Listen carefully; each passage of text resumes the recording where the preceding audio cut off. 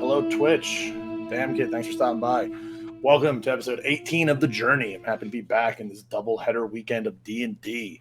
Finished up Horde of the Dragon Queen last night. We're going to continue the story of The Journey.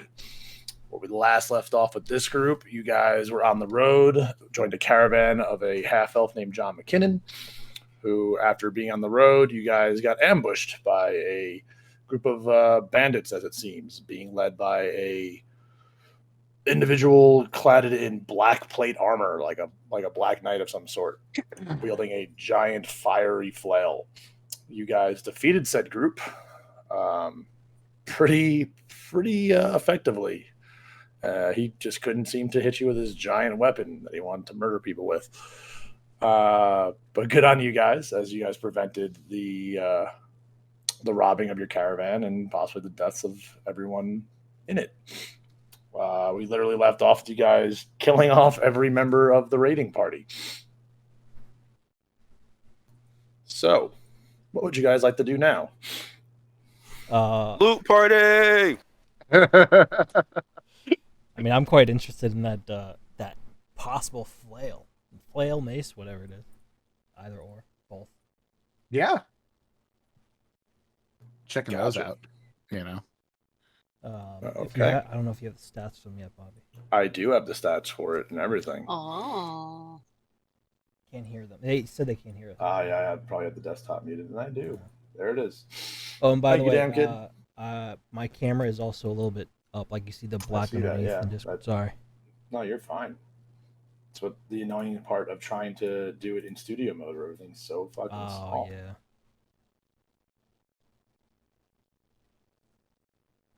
I just want to say that was a pretty great fight. That was very satisfying. That was awesome. Oh, yeah.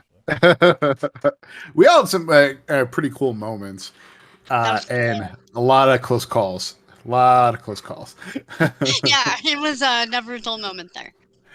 All right, so you guys would like to loot up some of these bandits. I would like to see if anybody has a health potion inside of there. Just out of curiosity. Oh yeah, I have to double check what my long rest, lay on hands. I guess if we're pretty much done with the fight, for safety purposes, I'm gonna just use lay on hands for myself. I have a 25 pool, and I'll heal myself up to full. Because that's at 22. Just in case we encounter another fight for no reason. Okay. I'll do something similar. I'll cast Cure Wounds on myself, first level. All right, sounds good. I didn't take damage, so I will just be resting it up. Everybody's finished. All right, so 3 points of damage for me. 3 points of healing. Yay. 3 points of damage. Yeah, I did negative. Yeah, who'd have thunk it, you know? You rolling poorly? Oh, man. On a D8, I rolled a 1. Yep.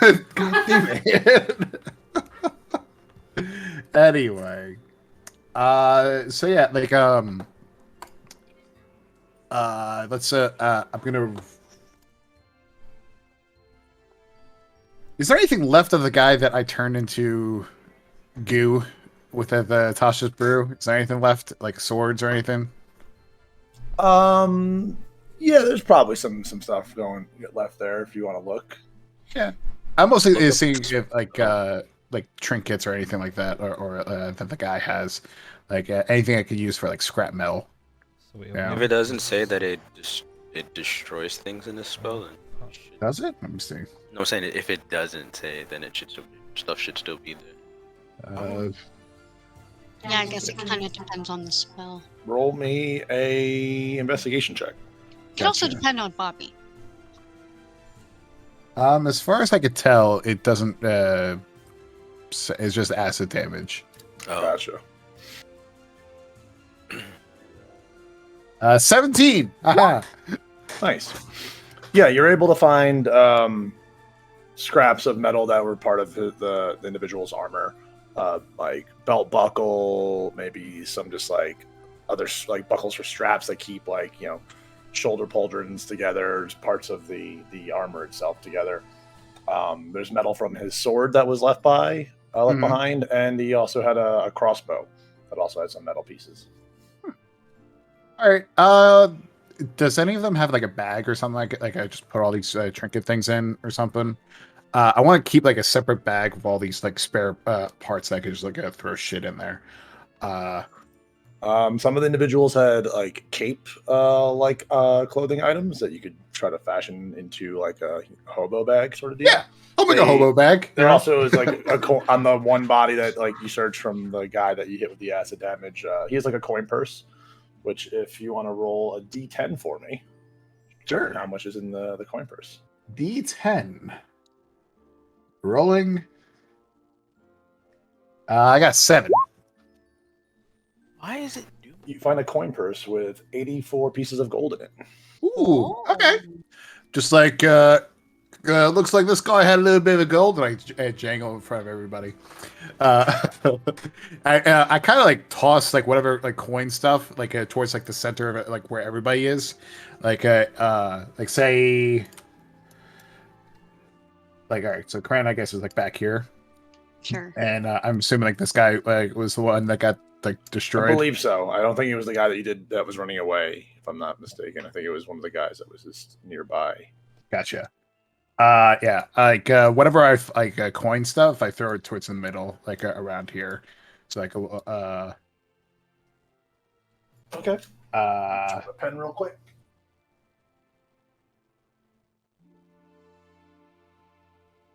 Just want to jot it down since you're throwing it collectively, so I know it's collectively there. Yes. Okay.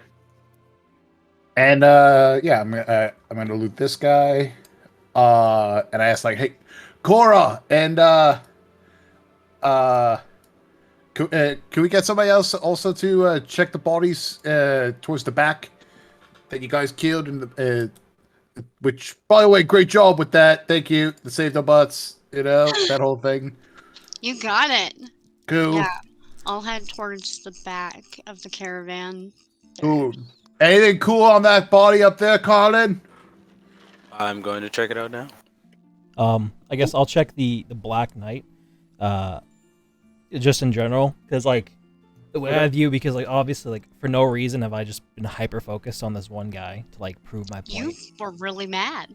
I was just like, I was just angry for no reason. So I like come over, I kind of like grabbed like his helmet that's like kind of shattered and like brain is just all over the place from Cora. Take his face. Ooh, I just like pick it up and I look love at it. I just throw it over my shoulder like, and then I'll start like looting him, and then I guess we'll see what I find. All right. So the Black Knight is wearing all black plate armor. Again, like the blood is kind of dripped over the 3 red triangles that are on his chest. Some sort of insignia. Nothing that any of you are familiar with at this point. Next to the body is the fiery flail that is no longer ignited. Where's my notes on that one? Shit, sorry. I didn't have that page pulled up. Give me 1 second.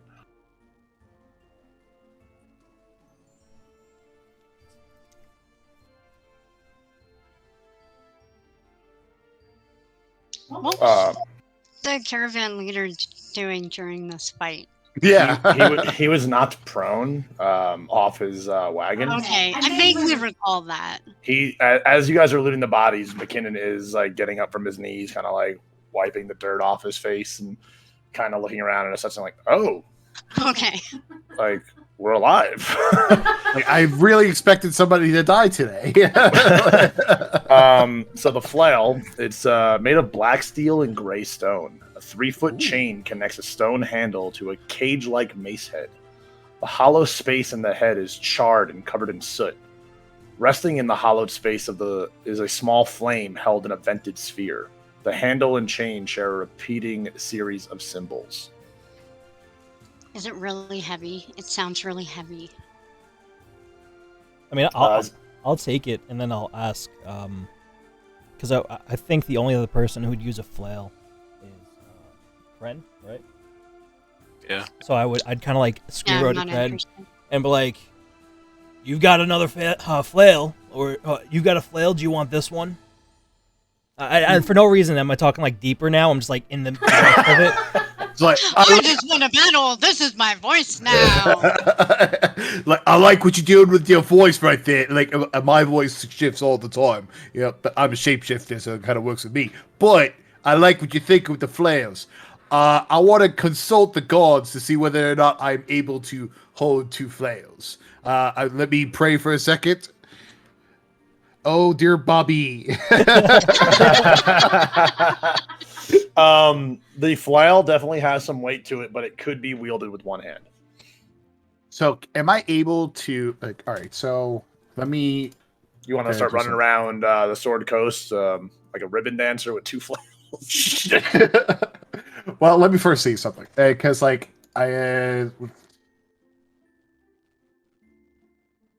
if I have 2-weapon fighting, hold on, is it 2-weapon or you need dual wielding in order to do that? So right? dual wielding is a separate trait from 2-weapon fighting. Most classes, it seems, have 2-weapon fighting, whereas if you're holding 2 weapons, you can use both, but like the offhand doesn't get any modifier bonuses or anything. It's just like a straight, like essentially like D20 sort of roll. Okay. Unless you have like a trait that allows you to do that, which is like, so with like the fighter class, there's like a dual wielding like ability within that like lets you like add all the fucking bonuses you want to your offhand essentially. Gotcha. All right, but yeah, like I would love to have that other flail. Use that in my strong one, and the other one in my offhand. Okay. I would love that. That's awesome. So, Okay. Eleva, I would love that. Plus, it might actually help my aesthetic with your with that flair that you have right there. It kind of like might be clashing with your aesthetic a little bit, you know. Like, but to each their own. If you were to give that to me, I would greatly appreciate it. I'll look at it like back and forth, and like the anger kind of subsides for like there's the whatever anger, no anger. But anyway, I'm like, yeah, that's fine. I'll like toss it to him. Thank you. Just I at his appreciate feet, but not at him, like just to his feet. Are you like, are you okay, Eleva? Yeah. I was just super, whatever. I got like kind of just in my head, and like I don't know. I was like my first real like proper fight, and it's obviously joining you guys. I've been doing nothing, so I was like really wanted to like, and I was just super into it, and yeah, I got a bit ahead of myself. Well, he was not ahead of himself because his head's over there. You know? Elvar just finger guns. Joking about death, you know, it's how we get through the day, you know. So I thank you for the flail. Now here's what I'm thinking. So, I don't know where these guys came from, but since they have like a symbol or something, they're probably part of a bigger organization type of deal. And I don't feel like having another big organization going after me, you know, because like I'm death. Well, I'm not death, you know, I'm a death worker, you know, and everything, you know, sorry. But here's what I'm thinking. We take the bodies and we burn them. And we take the armor and just make sure that nobody else knows where they're from. I'm thinking if we could we can't melt them down because it's way too hot. But I could probably use my acid that I have, from Tasha's. Maybe we can melt the armor itself so that nobody knows like what the stuff is. Because like I would sell this armor, but if we sell it, the people will recognize like, oh, it's from blah, blah, blah, blah, and then we're getting in trouble. So I think we should just destroy the armor. You know, that's just my thinking. Yeah,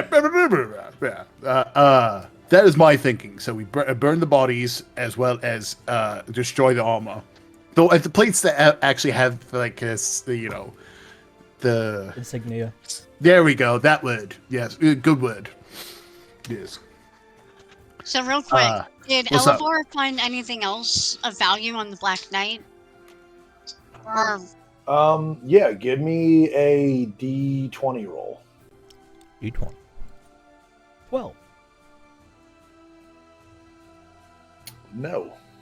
no? Aww. So as we're kind of having this mid conversation, do I notice if the insignia is that hard printed on the metal, or is that like a tapestry on the chest plate? It looks like it's like almost like it's like painted, but like it's like set into the steel or the plate of the armor itself. Can because what I'm wearing, Like wash it off. If I were, let's say, if I were to remove these insignias, would there still be like signs of that insignia? Like, is it like painted, or is it like almost like embossed? Give me an investigation roll. Okay.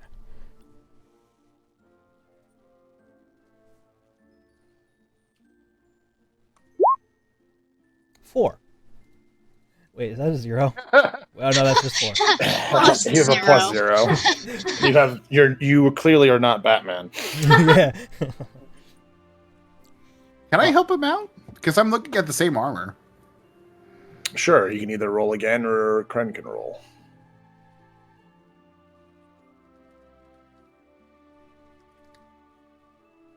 I'll roll.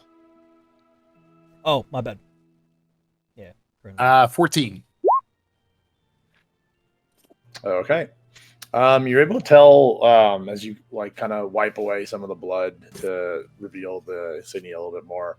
You're able to tell that it's paint that's been there for a while. It definitely looks a little bit worn. It definitely has some fade and chips in some of its area. Like it's not. It looks like it's been there for quite some time. Okay. Is that something that I just want to make sure that it's not something where it was the molding or something was etched into it and then no, it appears to be just paint, but gotcha. it's some old weathered paint for sure. All right, so I could probably sacred flame the paint off of it or something, right? Well, so am I able to examine this? I have 2 ideas. So am I able to examine this and see if this armor can, one, be salvaged, like it's not beyond repair, because I know we fucked this guy up, because possibly better armor, and then if it's not, I want to actually salvage part of it, the insignia specifically, because it might help later on in some way. Okay. Excuse me. So to salvage the insignia itself, you literally be taking. I have my hand axe, and I would kind of chop at it around in like a square or a rectangle, however large the insignia is. Okay. Well, it's plate armor, so it definitely takes some work to try to cut out a piece of the plate armor. It's going to take a couple of strength checks. Okay. I'll do that. But also to answer your other question before you do roll, the armor could be taken and could be salvaged. Like it's beat up a little bit, but like a lot of your guys blows to this individual hit the creases and the conjoining parts of the plates, where the overlapping of the plates and things like that. So it's not beyond being used, but it's a full plate set of armor. It's knight's armor. We're just getting stats. Or is it really just it's just heavier? As far as you can tell right now, it's very well made plate armor. Okay. I'll try to salvage it, I guess. I'll be the guy who wears the skin of his enemies, which sounds weird, but if I'm Are you currently wearing armor? I'm wearing medium armor, actually. I'm wearing leather armor. I mean, yeah. I'm wearing chainmail, specifically. Well, if you're wearing chainmail, you could almost wear this guy's armor on top of that. Yeah, that could be. It's a lot of armor. You're a I was paladin, planning to salvage it. Cren, you took the flail, correct? Yes. So what am I looking at? It is in your inventory. What's in my inventory? I added it. Just gotta give yourself Thank a refresh. Appreciate it. That is the starting stat block for the flail. Ah, yes, the fiery flail. That's a pretty cool weapon. Indeed, yes. KB. Oh, I need to attune to it. Okay. While all this is going on, Cora's looting the 3 bodies at the end of the caravan. Okay. And Carlen is looting the guy on top of the hill. All right, Cora, give me 3 D10 rolls.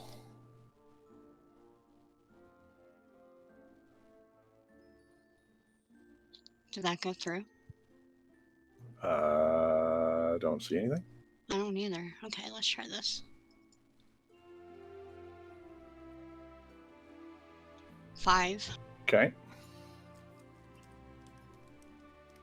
So the first one you find 60 gold pieces in their coin pouch. 60. 60, yep. And then the Six. second one was 6. Another 72 gold pieces. And another 6. Another 60. Anything else besides gold? Give me a D20 roll. Okay.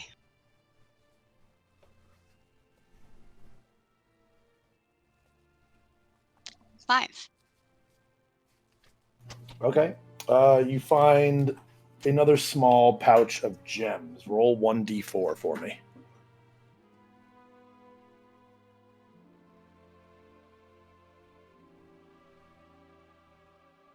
3. You find 3 ruby gems. Ooh, okay, writing this down.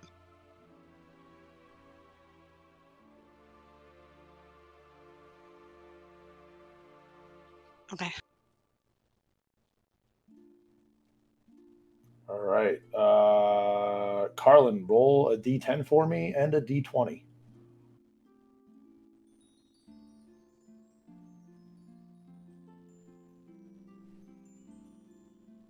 5. Did you get that or no? That's the d10. Yeah. You receive 60 gold pieces. Nice. Yeah, I was rolling in D&D Beyond. I don't know why it's not coming through. Yeah, it's showing in the game log. Yeah, I don't know what's Well, as long as you can see that, you know, I'm not just making these numbers up. 6.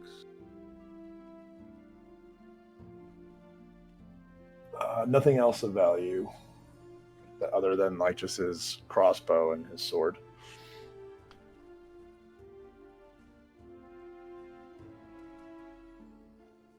Okay, I pick up the crossbow and sword and bring it down to the rest of the group. Hand the sword to Elevar and give the crossbow to Cora. See if she likes it or not. Yeah, I'm gonna head back over to the rest of the group. Check that out. Elevar, I just added the new armor, plate armor, that you looted from the Black Knight.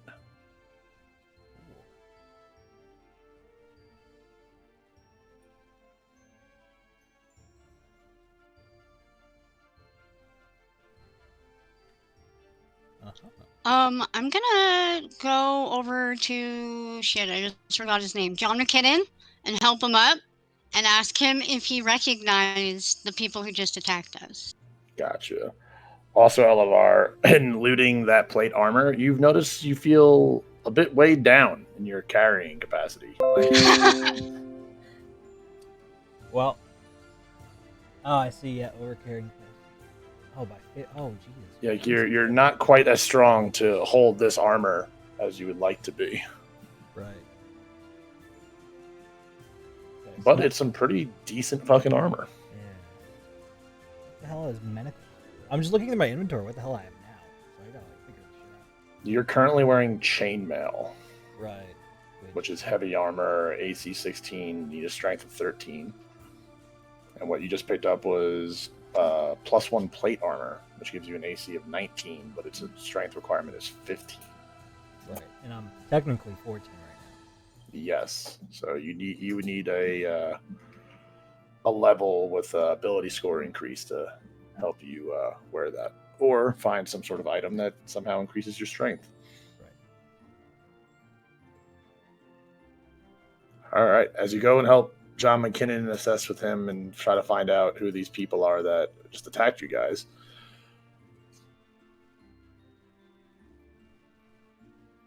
Pull up my notes. Yeah. First, McKinnon, die. He hugs you, Cora, as a token of gratitude and thanks for defeating these ruffians. It's kind of awkward, but I give him a little shoulder tap back. Okay. There. Yep, The good old Doctor Strange hug. Just Yeah. Thanks. That was Carrick Blackdraff and his gang of hooligans that terrorize smaller towns and farmers. I guess I should explain myself a little more. This caravan here technically belongs to them, but I guess not anymore since they're not alive. Excuse you? Well, you see, as I said, Dark Draft and his group, they go around to different Fred is farms, just like and towns, just doing this for a second. and they find people's wares that they use to survive on, whether it's produce or traded goods, craft goods of that nature, and I kind of grew tired of it and took it upon myself to help these town folks and actually get what they deserve from their goods. I gathered all the items before Carrick and his band of thugs could get there and took off. So, Okay. what kind of goods exactly are in your wagons here? As I said, there's produce, trade goods, craft items. There's things that these like locals from as you from Succumber, like just people, everyday people, just trying to sell their wares to get through the winter. Okay, so there's something that you're not. You keep saying a word, and I don't know what that means. You keep saying produce. What is that? Oh, it's like vegetables, apples, food. I don't know what that is. What? What is an apple? Like, what? You know, Cren, it's like the stuff I grow on my farm. We You've eat had it? an apple before. Have I had an Wait, have I had an apple before? Yeah. Have I had an apple? I know I've served It was you called breakfast produce. before. I thought you like. You got me to eat my vegetables? Damn it! It's okay, Cren. Words are hard. I'm sorry. Yeah. I No. just saw I just saw it. And like you were supposed to eat the pit and everything, right? We might have to have a conversation later. Okay. And as like Cren just kind of like confused, like this new word that he's just learning and like this new flavor of food, I kind of approached the driver. I'm like, so you didn't tell us that there was going to be people probably after us? You failed to mention that? Well, I mean, you guys didn't fully ask, and that's also why I hired you as guards. You know, there's always dangers on the road. You're not wrong. I just thought I had a good enough head start on them. Apparently, I did not. Well, you know, I'm a paladin. Generally, I guess I can't speak for all paladins. Generally, we try to help you out. You could have even just said, like, oh, there's bad people in there. I would have literally done the same thing I just did here. Except, you know, probably better planned. But, okay. It worked out. Cool. So you would have done premeditated murder. Yes. But it was good for the good. So it's okay. Is it really it's semantics. So, John, is there anything else you need to tell us before we continue on our journey? Yeah, like for example, is this all of them, or is there a larger syndicate that we have to worry about? Do I now have a bounty on my head? How far does this tree go? Are we going to be celebrated by killing these guys, or is there going to be more people that's going to you need to answer us, John? All right, come on, give us some fucking answers. All right, sorry, give us some damn answers. All right. And like seeing Cren like getting like Brooklyn, I grab the disembodied head that's all mush. I like shove it in front of the dude's face. Unless it's gonna happen to you. You understand what I'm saying? We don't come to play. Hey, whoa, Eleva. All right, kind of back up here. All right, now this is new for me. Billy Crystal walks across the street. I'm walking. That's actually Dustin Hoffman. Walking here. I'm sorry. You're right. I was in the moment. I got into it. My bad.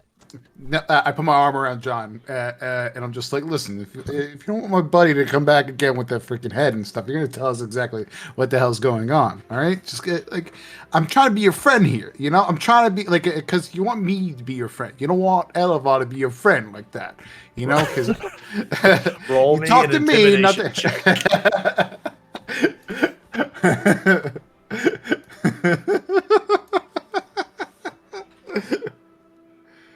17. All right. That's pretty intimidating. Yeah, that's pretty solid. As John, he's just kind of looking, he looks at you and looks around at the rest of the group, and he's like, okay. So, full disclosure, I used to roll with these guys. Not for very long. It was about 6 months or so, maybe a year. But they weren't what I thought they were. I'm just a man trying to make my own way, keep some coin in my pocket, but these guys were a little more hardcore than I was expecting. Carrick here, our headless black knight over there, he's not the top dog. He's not the head, if you will. I see what you did there. Yeah. Thank you, Cora. Thank you. You guys could boast about what you've done here if you want around the Sword Coast, but I don't know if you want to bring that heat upon you. Do you think the head's going to come looking for him? He's not going to be happy that one of his lieutenants, his higher up lieutenants, was taken out. You see? Well, listen, all right? I freaking told you. We got to burn the freaking bodies and get rid of the armor. All right? Or how about you guys want to take down the syndicate? Because with my past a little bit, I've been into semantics. I could possibly infiltrate as Carrick. Well, we have his armor. Wait. Hold on, my guy. All right, hold your stuff. Okay, listen. You're trying to tell me, the freaking changeling dude over here, that you can infiltrate something. All right, you know what? Well, I'm going to give you a shot. I want to see this. I want to see you infiltrate this freaking syndicate better than me. All right? You're going to do that. You're going to have some fun. I want to see this. All it requires is, we don't exactly know what he looks like. Actually, before I continue my thought, I look back at John, or is it, what's his name? John McKinnon. John. Look back at John. What's the language that he spoke when he first came down, before this whole thing came down? Do you know that by chance? I don't know it I'm not fluent in it, but I'm pretty sure what he was speaking was Infernal. You just hear Carlen casually gag. Yeah, that sure shit wasn't abyssal or celestial, because I know that shit. All right, I like Brooklyn Cren now. It's a thing. It's canon. Brooklyn. Okay. Well, that might pose a problem, but we'll figure that out as we do it. All right. They were definitely into some demonic shit. Which is also not what I look at the flail I got here. There's only a couple types of peoples that's able to hold this thing. As far as I could tell, there's only the clerics that be able to handle this thing, as well as. Give me a second. maybe a paladin, you know? So either one or the other, you know? Well, here's my plan. Because I got a disguise kit. I'm a little bit of a rogue, you know. My charisma, it's high. It's very high. So I use my disguise kit. First step, we get the helmet remade. I go. I get my disguise. We figure out where these guys are. I have to level up my strength, work out a little bit, whatever it is. And we'll hit the gym, Well, all right? hold on. Is John okay with this? Because, like, technically we're working for him right now until we get to Waterdeep. And you know, And we don't have to paying us. We're not working for him. He's paying us for some stuff. All right? Obviously, let's be clear about that. Yeah. So obviously he had his own whatever with these guys, and I'm kind of back and forth between like a Brooklynite accent and like a normal accent, because like I don't know where I should stand, like being aggressive or like this is what we should be doing. So I'm just like, but maybe, just maybe, he wants this to happen as well, right? You're gonna pay us a little more. As I look towards John, like maybe we'll do this for you. You'll pay a little bit extra. What do you say? Because this whole reason we're in this is because you didn't want them to be prowling about the area. If I show back up at any of these other bosses for this group, I'm essentially kill on sight. Like, they know I defected and stole their shit, or what they claim to be their shit. I had a difference of opinion and felt it belonged to the people they were taking it from, which is why I have this caravan going to Waterdeep. I am trying to make sure that these farmers and these townsfolk are prepared for the winter, and frankly, I'm actually starting to worry that the fact that these men are now dead might come back on them. So they're definitely going to need the money to help them in any sort of way. So your defection isn't a new thing. It's been going on. Sounds like we have to kill these people no matter what, because then they're going to come after us. Whoa. I mean, as of right now, none of them know who you are. They know who I am, so I would very much like to get out of our way and get this done with, so I can get out of here and get into hiding. I kind of take Cren aside because, like, honestly, I talk to everybody like aside. I don't know if we really want to talk in front of him, John, but I'm like, what do you guys want to infiltrate and fuck some shit up, or we could just go and blazing. Obviously we got. So like, here's the thing: we did have a quest before this and everything. It was kind of like in the middle of something as well. True. But if we want to do this on the side, have a little side piece, like and do this. There's also that. But my question is how long you think it's going to take? Is it going to take like a day, or is it going to take like a month? Like we got to prioritize our stuff here. If it's going to take a month, I'm not sure it's worth it. If it's going to take maybe a day, at most a week, I think we could do it. So that's more of my question. Like, so if we could do you it want to today, get to Waterdeep within the week, is what you're saying? Because I think it was your idea to go Waterdeep in the first place, right? We're just here to support you. So, all right. We need to, all right. I'm trying to remember our original freaking quest. I figure we were going to go have... find artifacts. Yeah. Wow. And Yes, Vopna I know. got trapped into a ring, and we were supposed to free him or find a way to free him from the ring. Then you got disconnected from Hades, and now we're trying to figure out what's going on. This is like Right, we have Skyrim. to You get back to start the Hades, main pretty quest much and the like... gist. Thank you. You guys have kind of Carlen. jumped into a bunch of different things. So yeah, all right. you with your friend Amalor, you were talking to him about trying to find those relic pieces, or just trying to find out more information about the that group that seems to be gathering them as well. As he also said, Ivana got trapped. You guys left the ring with Amalor, and he's investigating that for you guys. And then you guys decided to let's go to the underworld and see what's going on with Hades. Gotcha. Right. But now, now we're dealing with as- the 80s stuff. So I think we could probably take a little bit of time off, Maybe we get a little stronger, get you in the gym there, Elevar, get a little bit stronger there. And then by the time we get to Waterdeep and be able to actually go in, we're probably going to be able to take on whatever fucking comes towards us. But in the meantime, I think maybe we should do this. Like, that might be a good little quest thing to do, I think we do, but we got to decide if we're doing it now or not. Because the thing is, if they find out in some way that these guys are dead, then my plan, right? My plan goes out the window. We have to just straight up fight them. or walk through the doors and whatever. But if we all equally take shit from these people, right? You and me become the leaders because you could shapeshift, I could disguise myself, and then Cren and Cora, Cora hold and up. I just thought of something. All right, Johnny, come over here. I'm talking to the guy, McKinney thing. Do you happen to have any tattoos or any parts on your body that is able to people quickly identify as you? That's besides your head, face. Besides your head, face. A tattoo of some sort. He has a tattoo around his left ear that has Elvish words around it. So you're gonna hear me out on this.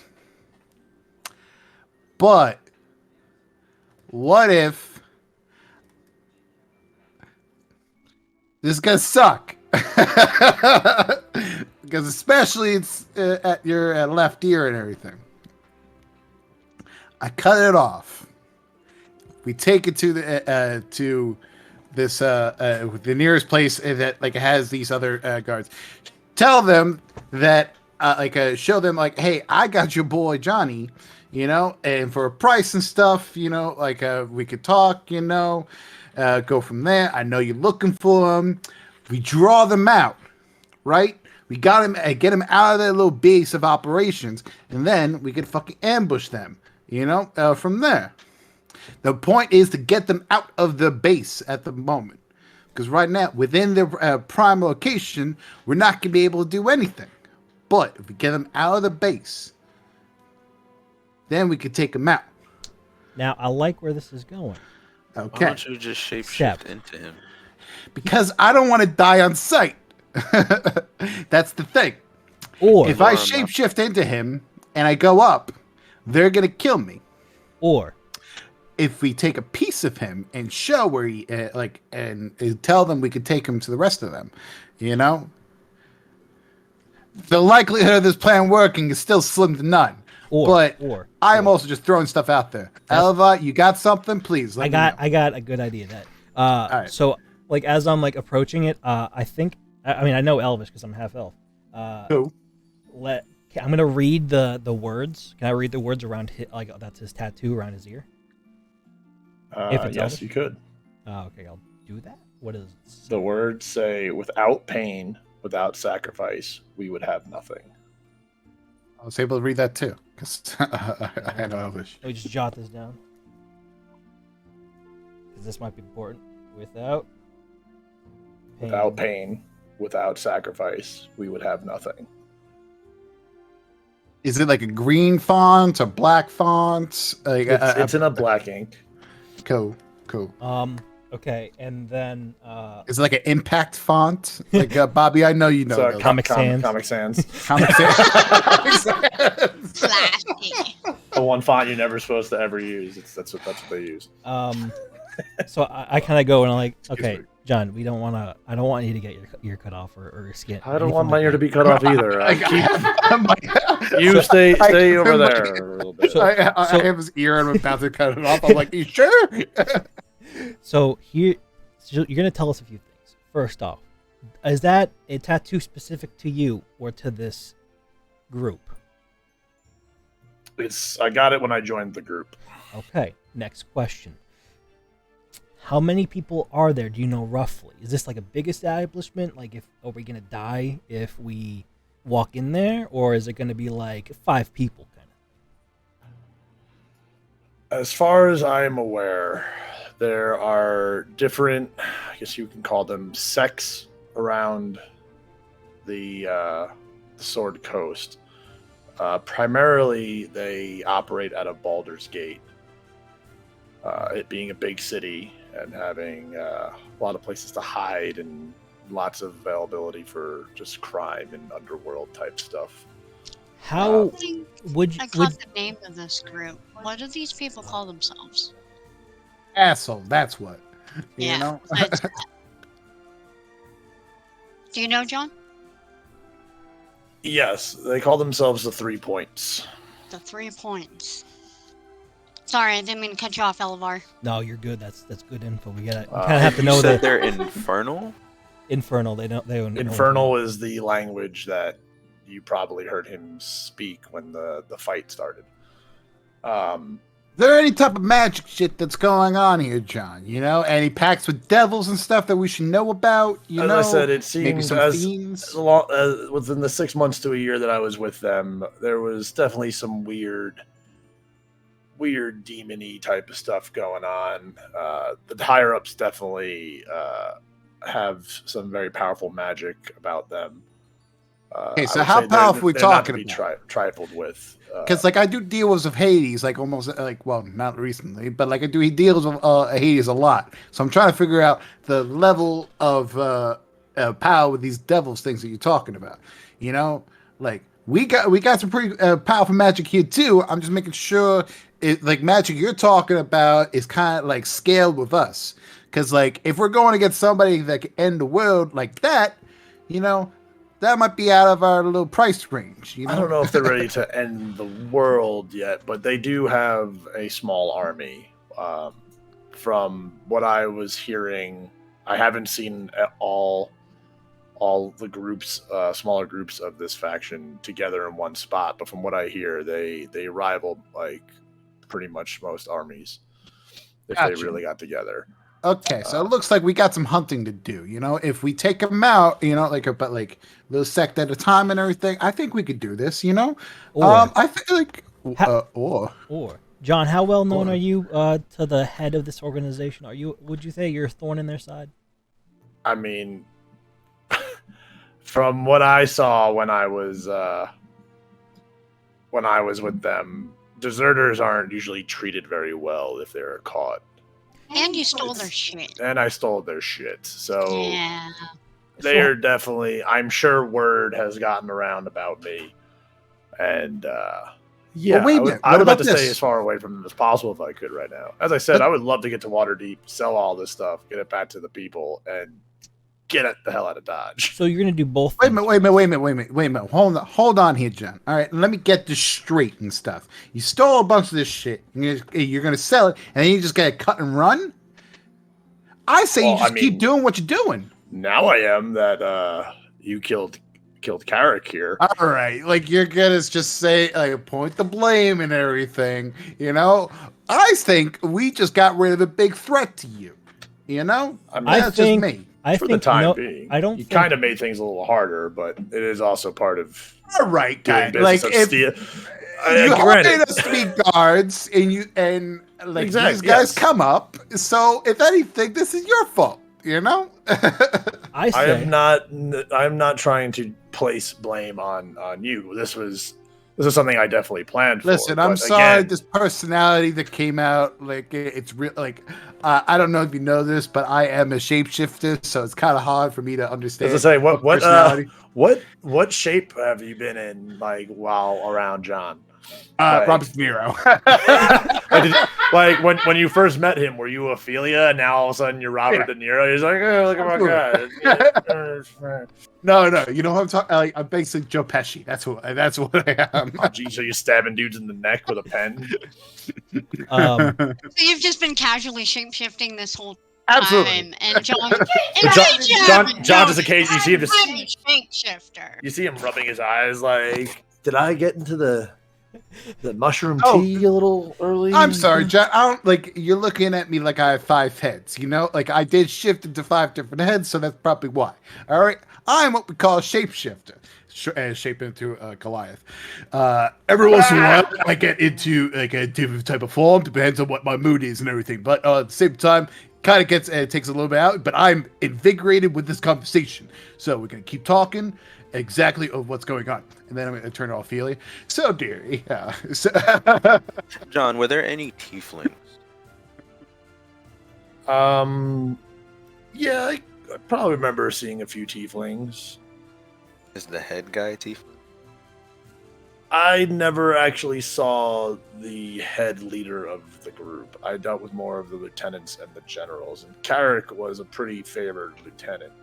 He was my lieutenant, but he did have people that answered to him, and Carrick wasn't a guy to to mess with, but I mean, you guys know him pretty well, but the people above him are definitely people you don't want to mess with. And here's the thing also. What if we got more people to defect just like you did?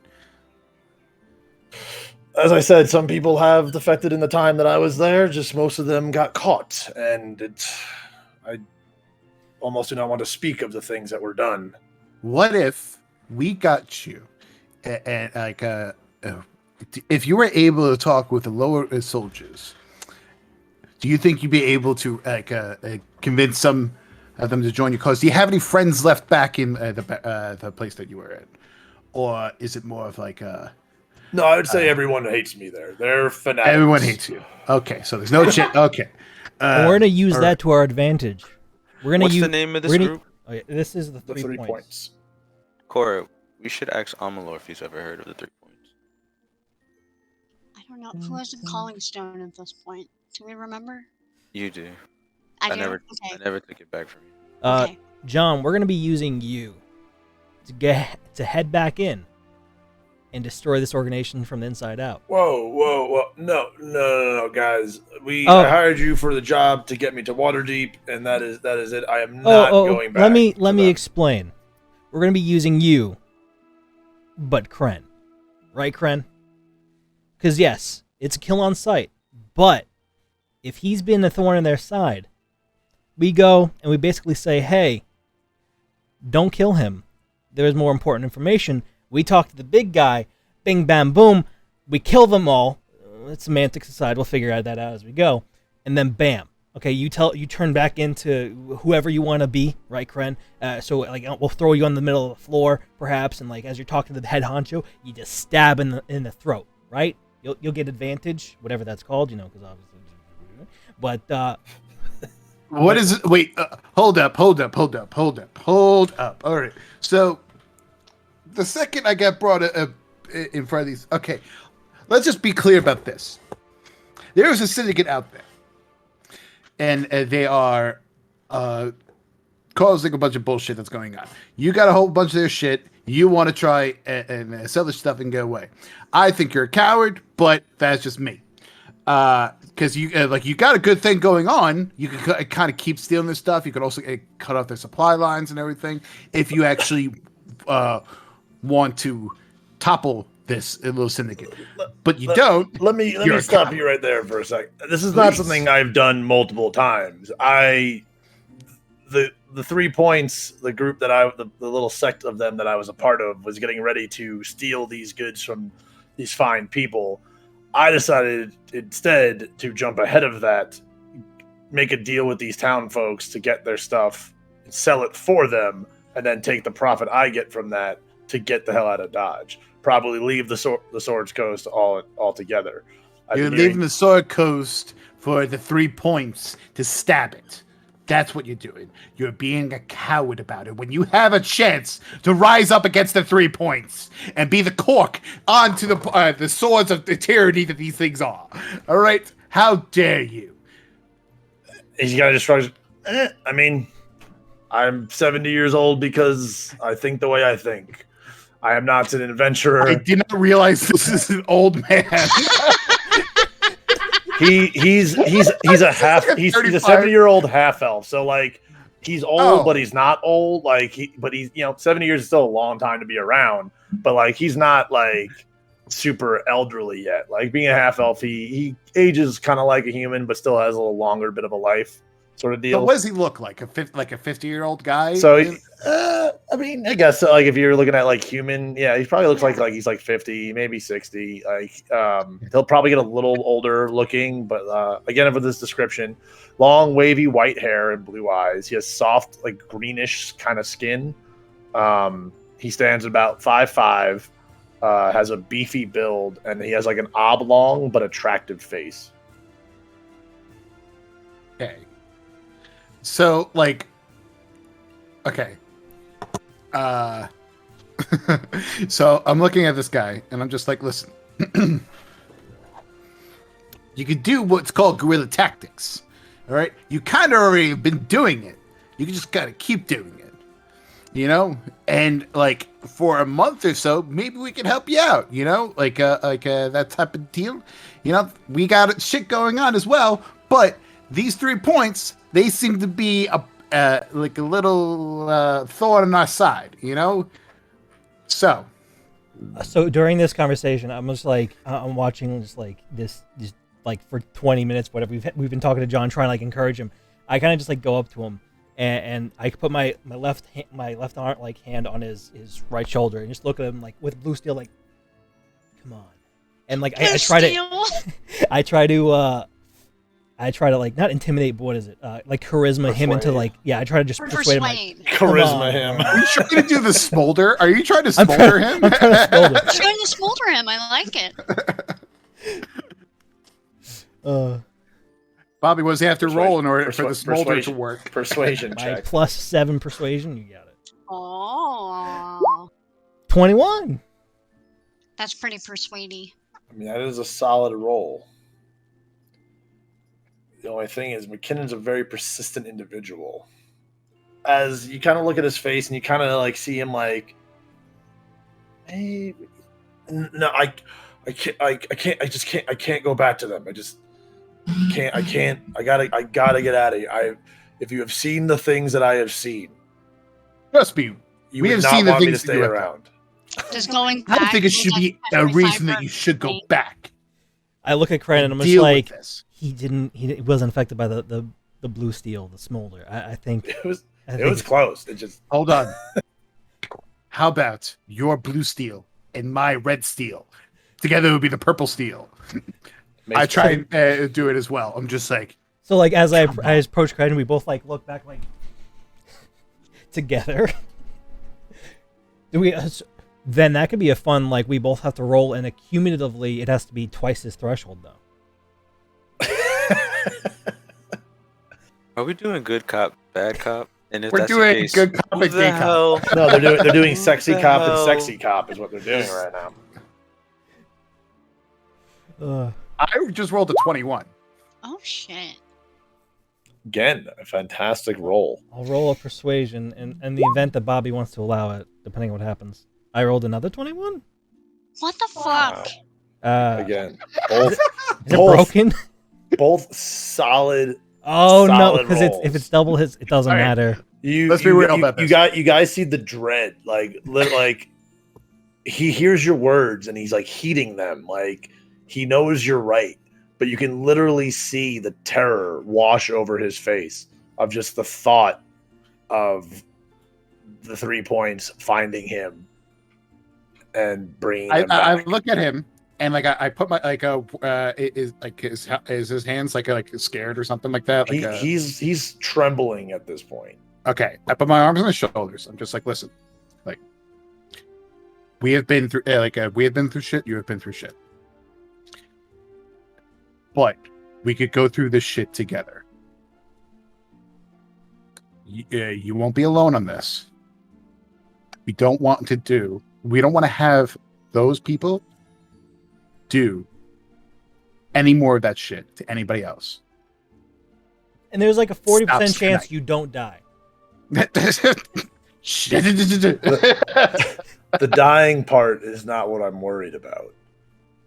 Dying at the hands of them would be easy. Have any of you seen a man have his face peeled back while he's still alive? Wouldn't that kill him? Is it make you feel better if I saw something similar to that? I saw a movie once. What? Wait, I turned back. What is a movie? It's kind of like produce. Completely dropped like what we were talking about. Like, what the fuck is a movie?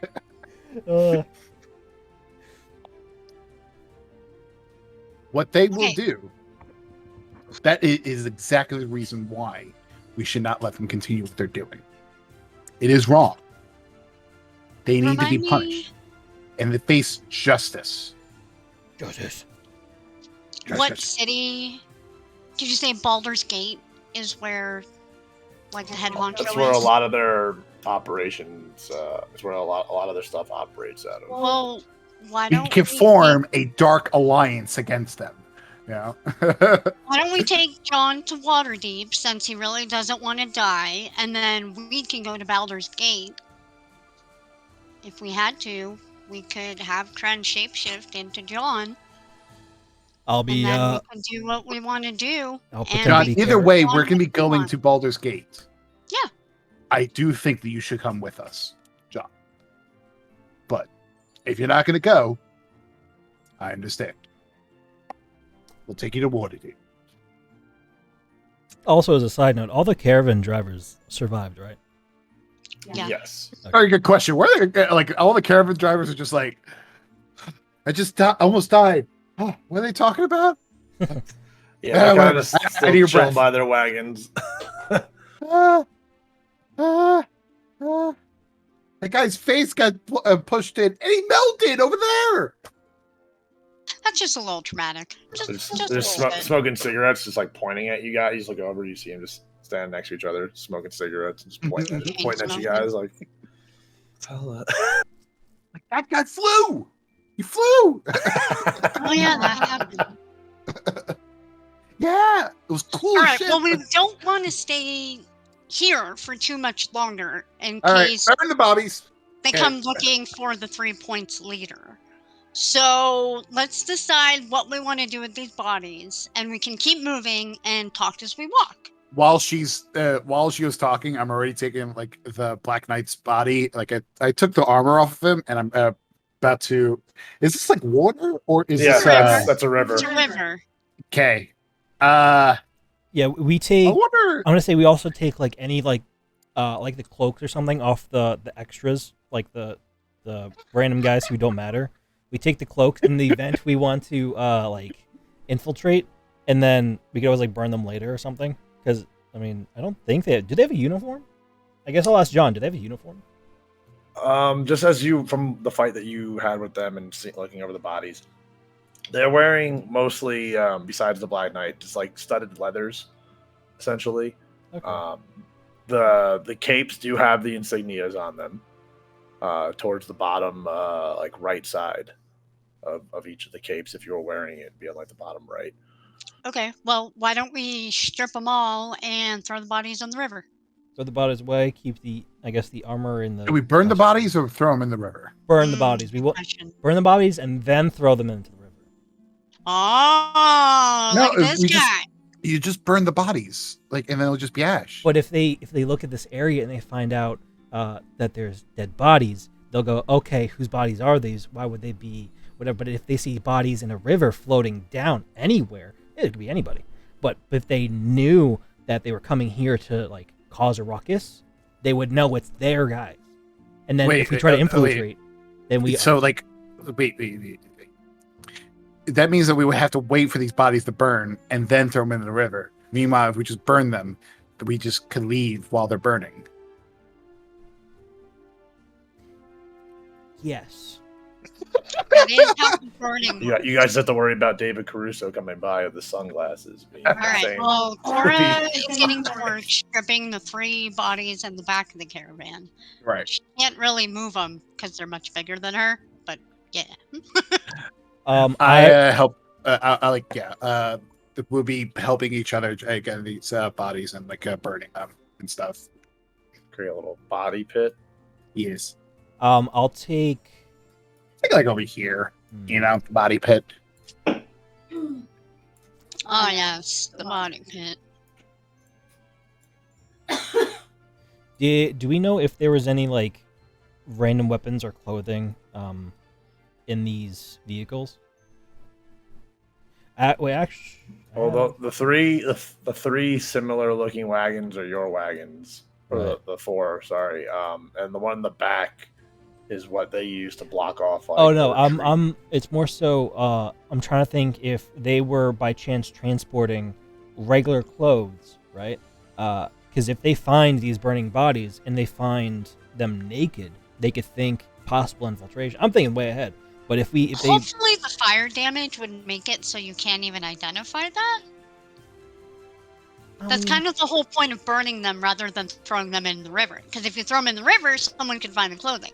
But if we burn them, then that should burn all the garments, and anyone who finds the burnt ruins wouldn't be able to discern what they're wearing if we do it right. I As mean, long what as are we we doing with the armor? Because he can't sell that armor. I think we should throw it in the wagons for now. We throw it in the wagons for now, and then like, when we go farther down the river, maybe can we get could rid like of like a deep part of the river. We could just chuck it in there. We'll just burn the bodies naked here, or like with And we'll their take the equipment with us and Yeah. decide what to do with it.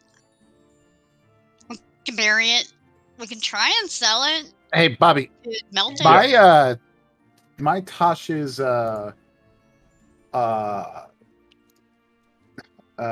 caustic brew. Would that be able to melt this stuff? Let's take a look.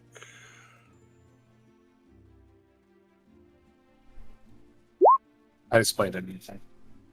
Thank you. Okay. That's a fascinating. What is it? A spell? Yes. Evocation. That's pretty badass. I mean, wouldn't hurt to Aren't you try. a blacksmith? Yeah, don't worry about it. Don't worry You about should it. know how. I'm asking Bobby this, like as a, it's not my character asking Cora or something. I'm asking Bobby if I try to do this, is this gonna work? I mean, it's doesn't hurt to try, I guess, except for maybe a spell slot. It's a first level spell slot, and like if we long rest, I think we could do it. Yeah, guys, hold on. Let's put all the armor in one little sectioned area, just really quickly. I want to try something. Oh, also, so the four dudes that all like look the same. They're wearing studded leather. He had the Black Knight in his full black plate. The other guy is wearing like half plate. Yeah, if anyone like- wants to try to take that. Just, I already got half plate armor, right? Yeah. Is just it letting it be known. better? Is it better what I have right now? Probably not. Okay, yeah, I'm good. I'll see about taking the half plate, and then Okay, because I can't use my plate armor yet that I just stole. correct. You might be able to use the half plate, but yeah, he's wearing half plate armor. I'll take that, and then depending on the stats, I'll decide selling or whatever. Also, it's one of the leaders too. He has well, he's not a leader, but I guess he'd be known. So it's also good to have his equipment. Yeah. Obviously, depending, I can't really carry it, so I'll have to like keep it in one of these carts, and then when we get wherever we're going, we'll put it somewhere. Yep. Okay. Yeah, so I want to take all the armor, put it in a little pile, and I'm gonna cast Tasha's Caustic Brew. Okay. 5 points of damage. I'm curious how that works because Items having their own health pool. This is all looking at Bobby. It's all DM stuff. yeah, which is why yeah. Let's see.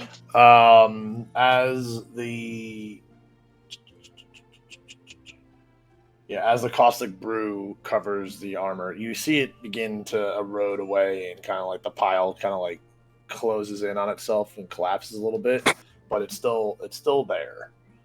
All right, let me. All right, I'm gonna look at it one more time. Do another Caustic Brew on top of it. You know.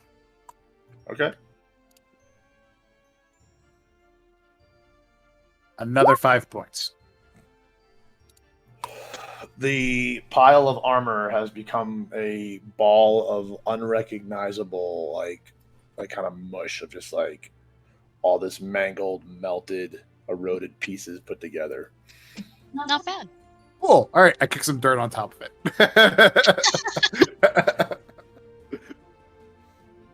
And then if we're gonna leave it, I'll bury it wherever it is, or like not touching it because I don't want to get hurt.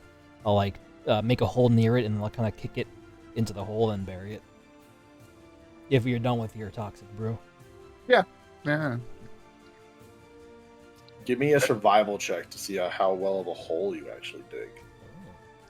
Well, it's armor for what, like 14. 5 people? You sufficiently are able to cover it with dirt. Dope. Hooray! Covering it with dirt. Let's go. You dug a hole! Alrighty. So now I go to the group. I'm like, all right, now let's head over to Waterdeep. But I would like to rest while we're on the I can barely talk right now. That's how much I need to rest. And stuff. Yeah. Are you? What time of day is it? It was like midday when all this went down. Okay. Also, are you guys just leaving the naked bodies on the side of the road? No, we're gonna burn them. Carlen, if you do me the honor to burn these bodies. I have no Please? fire. I have no nothing. I have a tinder box. Out of here, Corey. All right. Can I have a tinder box. Oh, you do? Okay. Yeah. I was like, I do too. I just had to look in my inventory. So I guess What's we'll... in the tinderbox? Oh, is there a small I can container also- holds flint, fire steel, and tinder, usually to dry clothes soaked in light oil. Used to kindle a fire. Used to light. Oh, I can just display. Hold on. Oh, What? yeah. Yeah. It takes an action? Yeah, mostly if you were like doing it in combat, sort of deal. Oh, that's interesting. I never looked at the description before. And you can do like your You can set people on fire as an action. try. Oh my god. I heard you guys. I also have an oil flask. Okay. Flamey-o. So I mean, The like, combination of both of those might help you to burn away some. Was it 7 bodies? This is a tangent, but D&D Beyond says that rubies are worth 5,000 gold pieces. Does that sound right? It says the rubies are worth 5,000 gold pieces. Yeah. You don't have those big of rubies. Oh, well, fine. Your It's like rubies- a slither of it. It's like this. A little bit. It's like, your A little bit. your rubies are going to be 500 gold pieces. Of Well, fine, I'll change that. 500 gold pieces ain't nothing to laugh at, you know? I shouldn't have said anything. Then they would have been worth 5,000. uh, No, I'll edit it. and Well, I as you can see on the whiteboard, it's right there. I wrote it all right there. can I like gather like twigs and wood and stuff from the surrounding area to then make like almost a bonfire, because it's a flask that only does 5 squares can cover a 5-foot square area. So if I were to do it onto whatever, it really won't cover everybody. But if I have the combination of a fire pit and an oil flask and a tinderbox, maybe we can get this motherfucker burning. I could also just cast Sacred Flame on this guy. Not a fire spell. Isn't it? No, it does radiant damage. It's a radiant damage spell. All right, what about Green Flame Blade? That's fire damage, I believe. That's a fun name. As far as things to try to build a fire with, there's more rocks around this area than there are like wood. But the wagon that was used to block off you guys' retreat is a wooden wagon. I guess I'll take the wagon, break it up, and turn it back into like just standard sticks with my hatchet, or standard like wood, so it won't be discernible as like a wagon by the time I'm done. Okay. Are anyone else are you gonna have I'm gonna help him any of out. the rest of the party help with dismantling this wagon? Yeah. Okay. It's still going to take some time to break it down and then assemble all that wood to create essentially like a bonfire to burn these bodies. It's going to take a few hours for sure. I would say by the time the sun is beginning to set, you guys have had the pile like built up and like ready to go. Cool. Let's do it. All right. Now we're gonna be like really obvious in the night.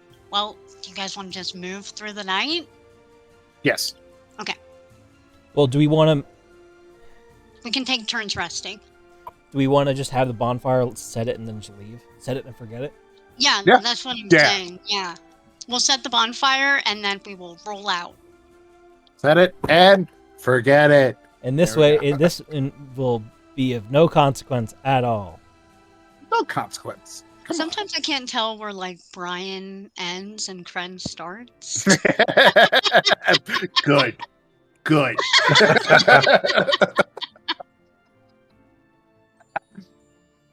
All I right.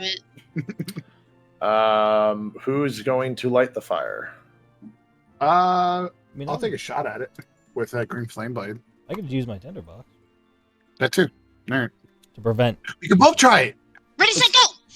Okay. Let's see how fast I can. The tinderbox would be a survival check All right. to see if you're able to efficiently light the fire. Fucking 6. As Elevar is sitting there fumbling, seems to be fumbling with his tinderbox as if it's the first time. He's essentially broke the seal, broke the plastic around, and opening this up for the first time. As he is unable to get a good spark going to try to ignite this wood. I use prestidigitation on a torch and then just toss the torch. Dude, like I asked, like if you wanted to light it. I don't know if that would be warm enough. It's just- No, you can instantaneously light or snuff out a candle, a torch. You or have a torch? small- I should in my inventory. Lots of us have torches in our beginning inventory. I know I do. I have a torch. So even if he doesn't have one, he can use Cora's. So that. I mean, you would have still had to have built the fire in order for us to burn the bodies. I don't have anything to burn a body with. I have oil. And we have wood. Well, with the torch and the green flame blade. So as again, Elevar is fumbling with this tinderbox and like kind of looking like Prince Edmure from Game of Thrones trying to shoot the flaming arrow at his father's Viking funeral thing. That's such a good scene. Cren Someone just takes the bow. takes the bow. Cren and Carlen both come over as Cren ignites his weapon with his green flame to come down on the pile, and Carlen is literally just like rubbing his hand over an unlit torch as the flame ignites and throws it at the pile as both erupt on both sides of the Cool. bonfire, igniting it. All We right. gotta go. Roll out. Okay. Okay, so we should take turns doing short rests, I think. Does that sound good to y'all? Okay. Sounds I know I good. got a little bit of healing to do. I got some healing and some other stuff. Some other stuff. Well, traveling in the caravan, unless something happens, would be essentially considered as resting because you're just like, especially if you're not physically walking or. Oh, like, you don't have to be asleep? I mean, like that is part of it, but like you can, like, just because you're awake on watch doesn't mean you're not resting. Like, Okay. it's part of like, so if like you're doing cycles of like someone's asleep and someone Sorry. wakes up sort of deal, like you're still resting. You just Okay. Can you remind me what your time frames are for short rest versus long rest? a short rest is you got to be up to an hour, and then a long rest is usually depending on race and whatnot, but it's usually 4 to 8 hours. Okay. Most races are 8, but some have the ability to make stuff like make a long rest be 4 hours. And you elves. Yes. Well, between all of us, like we could get a long rest in, like between the Yeah. shifts and stuff. Is that So- fair? Can we say Yes, for long sure. rest, get to heal ourselves? Okay, thanks. All right. So, all right. Reset our spell slots, right? Let me Yes, do all that. let me take first watch, and after that, I would like to go to sleep. You are So. kind and benevolent DM. Thank you. So first watch, I'm gonna be going. I'll be in the first cart along with the John guy. What am I looking at? Like, am I okay? Are we okay? Yeah, you guys should see the map of the Sword Coast, correct? Yep. Yes. So yeah, that ping. I'll even put a little. Yeah, Oh. where are we? That's where you guys. That's where you Yeah, guys got attacked. A little X. So little. The wee little The weird yeah. So, like, how many days to Waterdeep from our current position? Or do we even know? You would have an idea. It has been about 3 days, 3.5 days at this point. You have another 3 days ahead of you to get to Daggerford, which is the Legit. first big town before Waterdeep, or at least on the way to Waterdeep. And then it's another 6 days to Waterdeep from there. Wow, I got really confused by the scale. Yeah, that took me a minute. Yeah, That sounds right, though. Thank you. no problem. All right. Just give me a perception check. Perception. I have advantage with this, thank God, because my little sheet. Oh wait, so if I have my 2 weapons attached, I no longer have my shield, correct? Yeah, you only got 2 arms, Correct. right? All right. Oh, fuck. I mean, you're a changeling. You could grow another arm. no, I can't. No. No. That's it. That is the I bullshit. I am now Goro.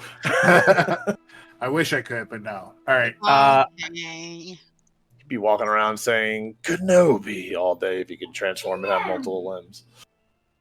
All right. I'll unattach the chain book flail for now, so I can keep Okay. the sentinel shield. Okay. Also, because 9. It was on a 15, and then it's shifted to 7. Damn. Okay.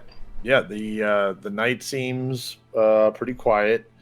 When it's a little cloudy, but as every time the clouds kind of part away from the moonlight makes visible the plume of smoke from where you had parted that has built up from the fire. Behind us. I just turn back and I'm just like, cool. All right, then I wake up Elevar and I'm just like, all right, your turn, buddy. And I I basically yeah, I think Elevar wakes up at their time. I go to sleep on my little cart thing, and yeah. I'll take watch. Also, is the half plate that I think we scavenged earlier, is that a standard half plate? Yes. Okay, it's not like a +1 or anything? No. Okay. Because I was trying to see if that could be better than chainmail for the time being, but half plate normally is 15 AC, where chainmail is 16 AC. So Gotcha. I get no advantage at all. Okay, so then I guess I'll just kind of look as we go. Should I roll for any perception? Yeah, you roll a perception check. Perception. 18. Solid. Also, does that count as long rest right now or no? You're still in part of a long rest right now. Okay. Pretty much what would break up your guys' long rest at this point would be if something happens. Gotcha. But you are taking part in a long rest right now. Got it. So I rolled an 18. What do I see anything? Everything is clear. Again, the clouds. It's still a cloudy night. You're getting your view of the smoke. It's gone a little lighter from when you first took over the shift. You can see the smoke is not as intense as it was. Makes you think that this fire was kind of a quick burn, which could be good or bad for you guys. You'll never know. I'll never. No. But otherwise, peaceful night. Nothing happens. Okay. So I guess is this the end of the night, or should I wake up maybe Carlen? Let's see. How long was your watch, Cren? I guess like a 2-hour, like a 3-hour watch or something like that. Like Okay. if it, yeah. How long are you watching for Elevar? I'll watch for like 4-5 hours. I think I'm pretty energized from just a brief little snooze.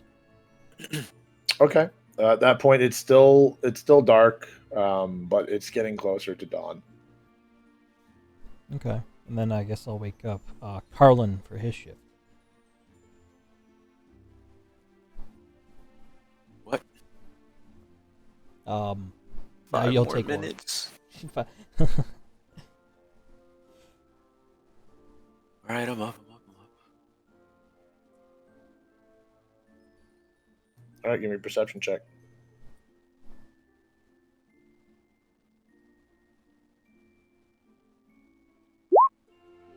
Net 20. Nice. Very nice. Very nice.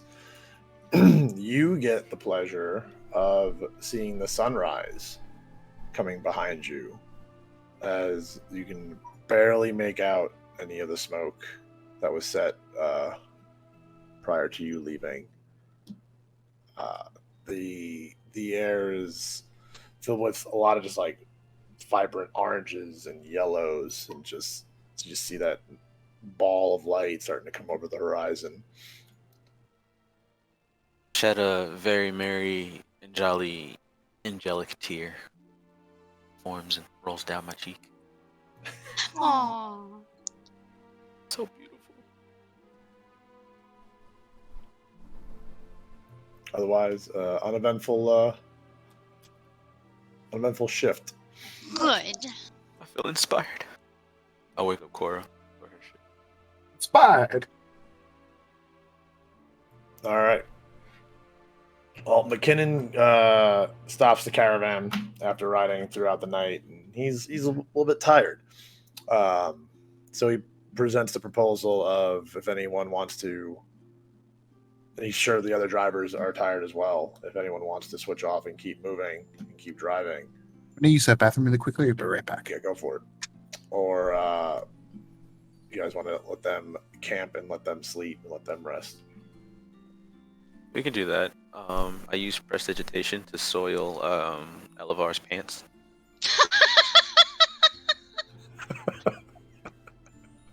But why? So this is Carlen. Sometimes he likes to play pranks. I guess like I wake up kind of randomly, I'm like, what the fuck just happened? I just see like Carlen just like above me, like, one cut, but You don't see me do anything. He's sneak. Your pants is just wet, bro. damn Well, it, not it is again. verbal. He could have heard you. He could have heard you say something. Oh, it's a verbal spell. You know what? Give me. I say it in celestial. I mean, excuse me. Yeah, say it in Celestial. I know Celestial. Oh, you do. Oh, you do? Elevar, give me a perception check. 18. Yeah, you heard your sorcerer friend utter some words just so conveniently before you shit yourself.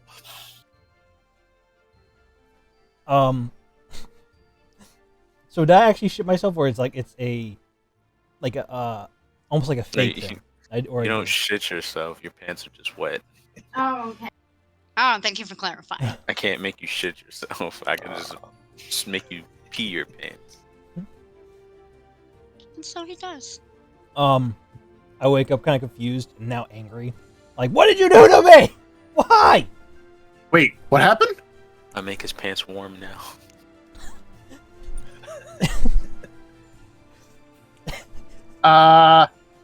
What? Ryan is so concerned.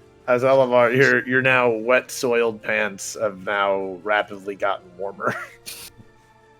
As you continue to hear your sorcerer friend speaking Celestial. And as I speak back in Celestial, stop what you're doing, bitch! You think I don't know? What does Celestial sound like? It's the most angelic piss-making sound ever. It sounds like the Halo theme song. What I say to him is just like, oh, shut up, man! I'm trying to sleep. I also speak Celestial. Do we all speak That's Celestial? funny. Cora, do you speak Celestial? I don't. I'm the only one who doesn't. Aww. Buddy. I can't even. Like, Cora, do anything. how does Cora react to watching these three all of a sudden speaking this Oh, she's foreign laughing. angelic language? I have no idea exactly what's happening, but it's very comical to watch. You see Elevar upset, but yes, sounds like it's what Duel of Fate song from Final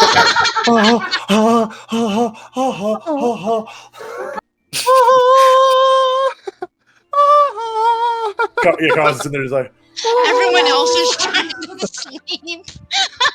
and Cren's is sitting there just.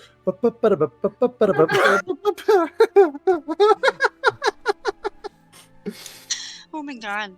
Bobby, are you gonna get copyright stricken on Twitch with that? I don't know. We'll find out. It is Disney. Disney will definitely come after me for it. I think we did just enough, so I can't be demonetized on this one. It's like I'm just now angry at like Carlen, and I'm just as I'm taking off my trousers, I just like hang him outside the wagon to dry and flap in the wind. Is there like tree cover for the caravan, or are we camping out in the open? Hey, are we camping or we're Can't continuing? tell. I thought we were continuing on. Well, as you stepped away from the bathroom, John kind of stopped the caravan and asked if someone else wanted to drive while him and his other drivers can actually rest since you guys went all through the night. Or would you just want to like rest at the side of the road? And I'm assuming we're resting beside the road. That's what was kind of the consensus. Okay, Cora cool. knows how to drive. Do any of you guys know how to drive? I was just driving, but I don't yeah. want to. But I'm All right. sleeping. No, I think we're fine. Yeah, we'll take a break. I think we've gotten far enough away from the bodies that it's okay if we camp. Couldn't see the fire anymore, so. Elevar, which wagon did you hang the pants on? There's 4 of them. I'm gonna say 1 was the front one and 4 was the back. I'm gonna say the second one. Okay. I don't like that, but what? Okay. Okay, so we're chilling. Yeah, we'll chill. I am going to take out the communication stone that Emilior gave us because I want to follow up on Carlen's question if the 3 points are associated with Woad Bard and his people. So Cora's activating the communication stone and waiting to see if Emilior picks up. Gotcha. Ba-ding, ba-ding. Ba-ding, bing. Cren is just really sawing logs right now. They're just really tired. The stone you're Wondering calling why has all my not pants are off. is not in service. We did that a lot. Just when you start to give up hope that he's going to answer, it's lit up as he responds. Oh yeah, sorry, I was fumbling around with some trinkets. The three points, you say? Yeah, we ran into the syndicate called the 3 Points, and I was wondering if you've heard of them, and if maybe they have anything to do with, Woe the Bard. That would be terrible if they were dealing with the Seekers and Woe the Bard. 3 Points are a very dangerous group. They are. I have had some run-ins with them in the past, and it's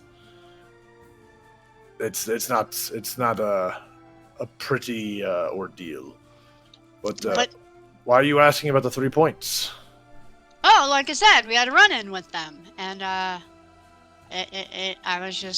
they had a fire weapon, which made me think of the fire orb that Wood Bar had, and so I was wondering if maybe you knew of any connection between the two groups.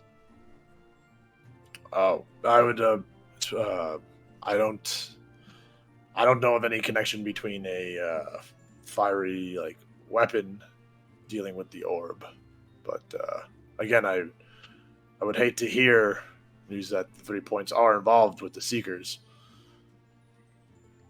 All right. Well, I'll let you know if we find out more. Yes, please, and I would highly advise highly advise against trifling with them. It's The 3 Points? yes. What else do you know about them? They are quite large in numbers, and their leaders are very powerful.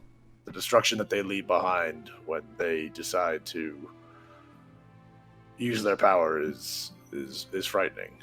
What's their purpose? Do you know? Wake up from this. Wake up really quickly. I'm just like, how are we any different?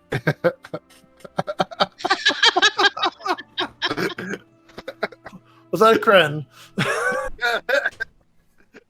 And I say that, and I'm just so tired of going back to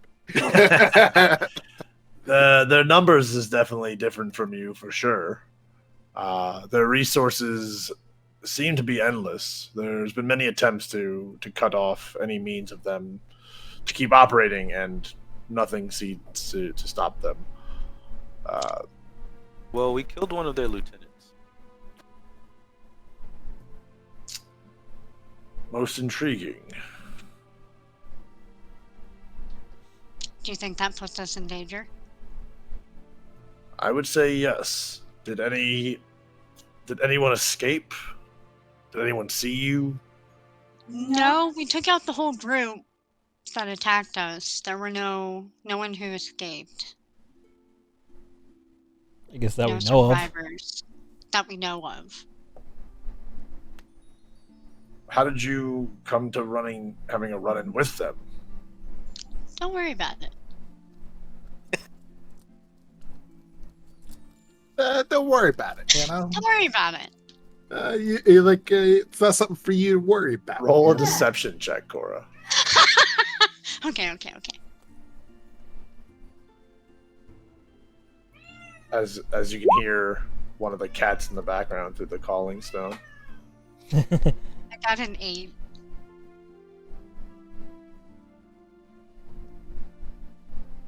Our cat is so loud. He's here. Don't mind him. That is Oscar back there. My deception was an 8. Yeah, it's not very good. As you can kind of you can hear the pause by Amalur through the call.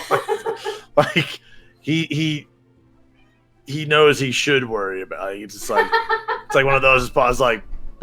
Don't bullshit me right now. As he just a long pause through that, as you eventually hear.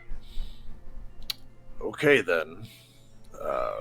Please message me if you run into any more trouble or if there's any other way I can help. We will. We're on our way to Waterdeep. I'll let you know if we encounter the 3 Points again.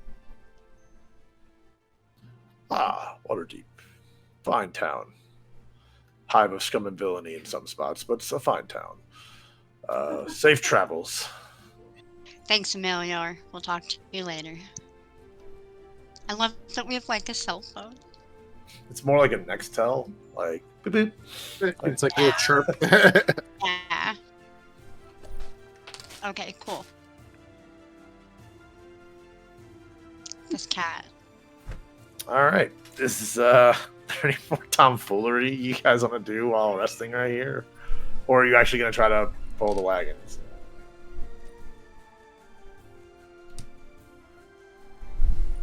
I mean, I I was think we just should try and pull the wagons. yeah.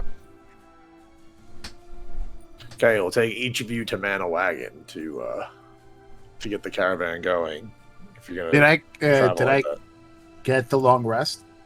Yeah, you guys all got the long rest from that first set of traveling. All right, then yeah, sure, let's do it. I'll man the. I guess I'll man the first one. I'll man the second one as I grab my hopefully dried pants. All right, I'll do the third one. So Carlen can bring up the last one. Last but not least. And yes, Eleanor, your pants are dry. It seems the the second prestidigitation spell warmed them up enough to dry them. They have like that little like weird like kind of crackle to them. It's like, but like they flex out of that like just damp dryness pretty quickly, and yeah, but you have dry pants. Ew. Ew. All right, I need everyone to give me an animal handling check. Oh boy. 18 on a -1. So that's pretty good. I got a 10. 14. Got a fucking 7. That was with a +5. Ooh. Where's the 21 That was bad. that was there, Cora? What? I see you have. There's a 20. You rolled an animal handling of 21 under your deception. Oh, I hit it twice. I'm so glad someone pays attention. All right. Yeah. Well, I'm gonna take the first one. Thank you. Yeah. Hey. I would have taken the second one anyway because I lowered your DC because of your actual like proven experience of handling animals and all that. I could have made you roll advantage, but I was just lowered her DC. But everybody passed, so you're good. We were all able to get the caravans moving.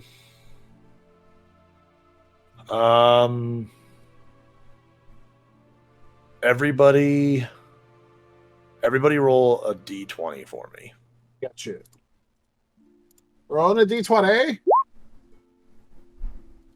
15. I got a 4. 17. Yeah, 2. Okay. You guys are good.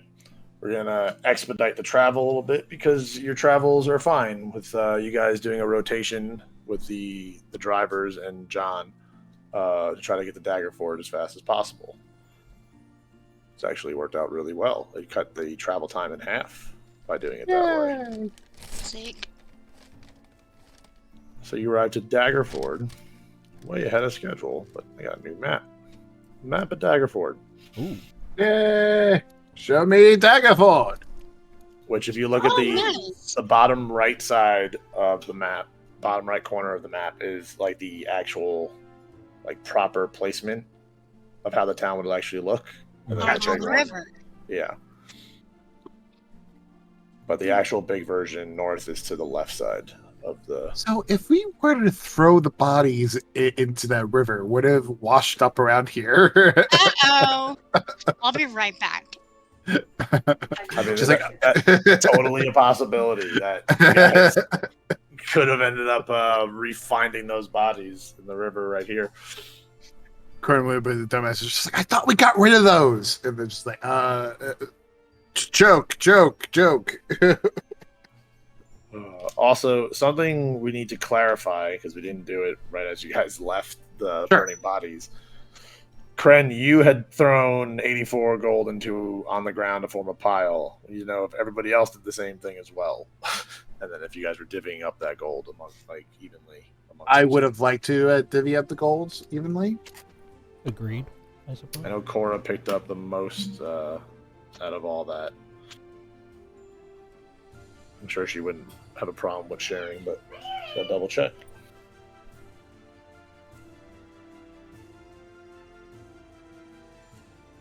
All right. Sarah, we have to clarify what happened with all the gold and like rubies looted from that fight. Oh, it's in my pocket. Okay, because Cren was throwing the gold into a pile. Yeah, let me pull up my numbers, and we can split it. Gotcha. There we go. I was wondering, like, all right, when you said it was in your pocket, I was just like, When you asked me what happened to it, what happened is I put it in my pocket. It just sounded, so it's like, yeah, that's mine. Like, yeah. I have the numbers here. Stupid cat. Okay, so there were 3 rubies worth 500 gold pieces each, and then I collected a total of 192 gold pieces. Let me see what that is divided by 4.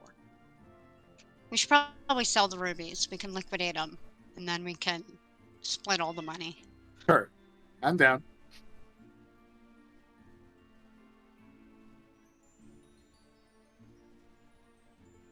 The total gold looted was 336 gold pieces, just of coin.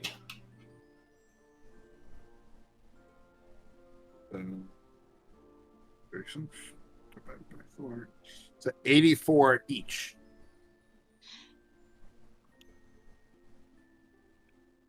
Yep. That Cat sounds about is right? literally putting his butt in front of my monitor. Ah! Sorry. Where you going, Oscar? Where you going? But you just lick my monitor? He's jumping from my desk to Bobby's and like yelling at us because we're not paying attention to him. So what I did was I took the value of the rubies, 1,500 plus all the gold, added it up and divided it by 4. We would get 459 gold pieces each. Well, that's if it's You if those You gotta sell the are... rubies. That's what I'm. But- That was my follow-up question. Do you need us to go through the RP of selling the rubies? Kinda. I mean, we'll see. Well, I mean, you guys are about to be in a town where you could possibly sell them, but yeah. Possibly. So just in the gold coin department, you each get 84 if you're gonna split evenly Beautiful. from the gold coins. Okay, so let's say we each get 84 gold added to our inventories right now, and once we enter the town, it'll be Cora's first incentive to go find somewhere to sell the rubies. Sound good? Sounds good. Alrighty. So everyone can add 84 gold pieces to their inventory. Gotcha.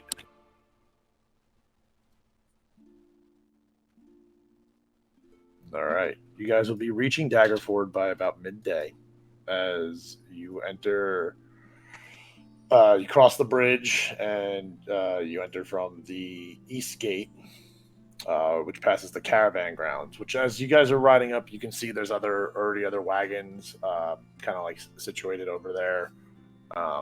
As you get to the gate, you see that there's some guards and there's also a man dressed in some decent like cloth clothing, who has a board and a piece of paper with a quill, as he seems to be jotting down information from other caravans that are coming into the town.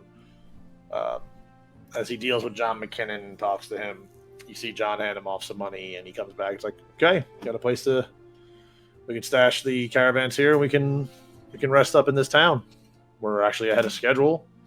Thanks. Appreciate you guys jumping on board and riding the wagons.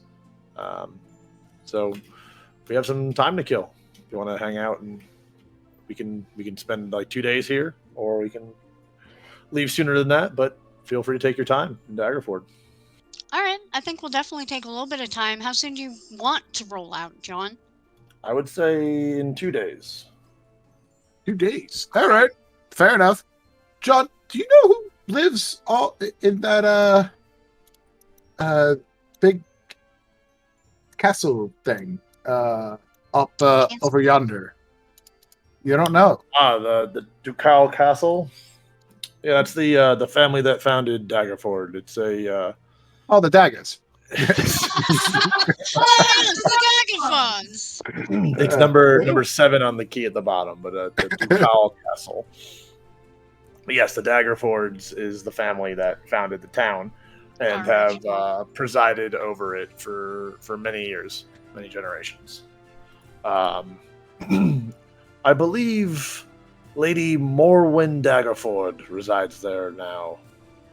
She was the sister to the Duke Less of wind. Daggerford. And after his passing, she took over. All right, fair enough. Does she ever come out of there? I mean, I don't live here. I wouldn't know precisely. But, I mean, would you want to come out of there if you live there? Like, look at it. Oh, for food, yes. For entertainment as well, of course. You know, sometimes you need to be with people. Yes. You must know the people that you are governing.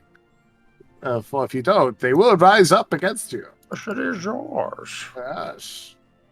But yeah, him not being from Daggerford, he doesn't know the inner dealings of that. He just, through his travels, he just knows who resides in the town. All right, fair enough. Do I have anything to do with the at the smithy? Oh, all right. Since I have 2 days, can I go to the smithy and ask if I could use their forge? Because I would like to try and spruce up me gun. Okay. Yeah, looks like there's a smithy just to the left of the entrance. So with that half plate we took earlier, which so 2 things, I suppose. Would I possibly, like, in the world of Dungeons and Dragons, be able to upgrade it from a normal to a +1?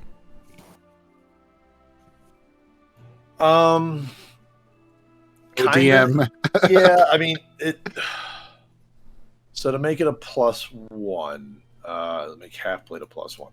So when it comes to it, like, you could totally spend it. It's going to cost money and time. Is the simplest answer of stuff like that. Like, if you want to try to upgrade or enchant anything, like, it's money and time.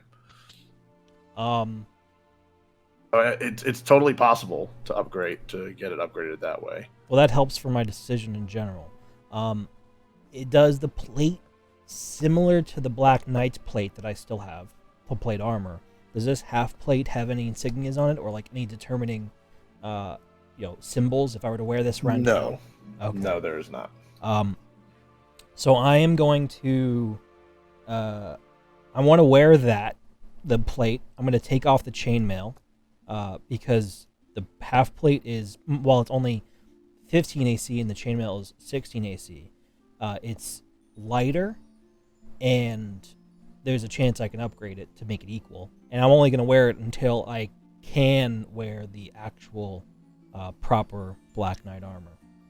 So I'll do that. And then I want to sell a few items when I can. Because I'd sell the chainmail, and then I'd sell a chest that I have, which is at 12 cubic feet. Just picture when you sell a chest, it's literally just a chest, like the heads got cut off and everything. A torso. What do you want with this? Also, a chest. I don't understand. Like, I guess it was just on my character, but would I just have this 12-foot long chest with me? It wouldn't, if I put something in it, it wouldn't reduce my weight, right? It'd just be a chest that's full of that gear. Correct. So it's 12 cubic feet. So what that's 4x4x4. I don't know why I have that in my inventory, I'll be honest. 4-foot chest. I'm carrying a 4-foot chest on my back this entire time. You're just dragging it. You're easy to track down. Just people look for the chest drag marks. Because that's just 25 pounds I have on me for no reason. Also, I found out I had 13 torches, which I just removed 12 of them. What? I don't know why I had 13 torches. That's hilarious. Inventory management there, yeah. I mean, the chest that you have could also technically be with the caravan. Okay. Yeah. We can make it work. Well, do we ourselves have a caravan? Or this? No. Okay, yeah. So for now, I guess it's best if I have the chest I'm gonna take the chest off me, put that in the caravan for now, I guess. I won't sell it. It's only 5 gold. I'll put the chainmail in that chest. Okay. For later, because it's 75 gold, and I guess I could use that, but I'm not too sure. But I want to put on. I guess I'll take the. I'm gonna add the half plate into my inventory, which is just the normal half plate, and I'll wear that. Okay. That should just. Yeah, it doesn't even require strength. That's pretty good. Chainmail, and then I know I go down in armor class. Wait, I don't. What? Yeah, my armor class didn't go down. I thought it would. But I'll remove temporarily the chest and the chainmail from my inventory. Oh, I can't even remove. Oh, I can actually remove it. Proper remove. Okay, and then I was gonna sell the half plate if I couldn't wear it, or if it had insignias or whatever the hell. But I'll just wear it for now. Okay. Did you want to try to improve it at the blacksmith? Yeah, I guess I'd go see the blacksmith and see how much it'll cost. Maybe make it a +1. Okay. McKinnon tells both Cren and Elevar. He points out two different smithies that are in town. Number 12 and number 3 are both smiths in the town. Alrighty. And So, I'm trying to figure out which one is going to be the better one for the armor for you, and the one can be for the weapon read for me and stuff. Cromax maybe we could, Smithy and Jerdan Smithy. He recommends to deal with the firearm. Cromax Smithy would probably be the better choice. He deals with a little more intricate stuff and more unique items in the town, where Jerdan is a very accomplished, just like smith in general, like just a good general smith. All right. So you go to Jordan's, I'll go to Cromax, and we'll meet back here afterwards. Sound good? sounds good. All right.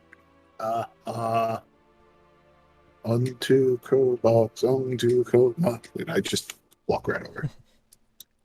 All right. While you guys do that, Cora's going to go to this tavern right towards the entrance of the town, 17, and get a drink and ask the bartender if there is like a gem person in town.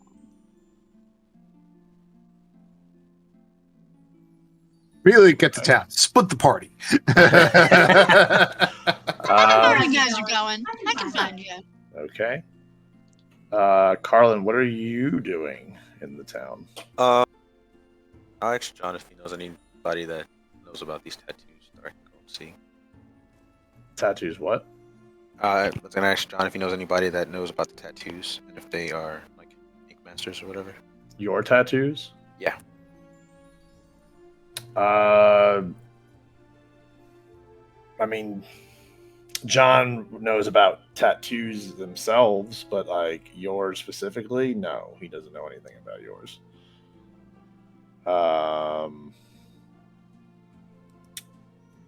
He might recommend going to the Decorated Man. It's number 16. Maybe he might know more. Okay. But that's an individual in the town that does work with ink and people's flesh. So that's a very weird way to talk about tattooing. Yeah. About people's flesh. I'll go and see the Decorated Man. I like that name for a tattoo parlor. Yeah, I don't know if it's supposed to be, but that's what it is. Now it is. It could have been like a clothing shop, but I like a tattoo parlor better.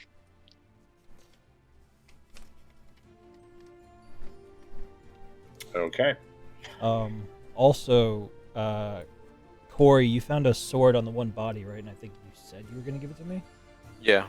Okay. Did I find the sword? It's a Corey. Oh, Huh? Corey, not Cora. Oh, Oh, okay. That's all right. No, because My bad. I just want to make sure that if that was, then I want to know what if it's just a normal sword or is it a long sword. Then I'll, I don't know. My action was to hand it to you. Okay. It was just a long sword. Okay. Nothing special. Just some fine made steel. Let's see if I want to swap up because I've had a shield in my inventory that I just haven't used. Just fuck it. Gotcha. Is Elevar gonna go to the smith and see? Yeah, I'll the go armor? to the Jordan Smithy and I'll go see if he can improve my half plate I now have. Okay. All right. So, Cren, Yes. what are you specifically looking to try to do? You Make the gun not sucky.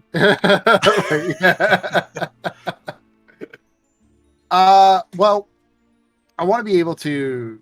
All right, so that's 1d10. Maybe figure out if I could.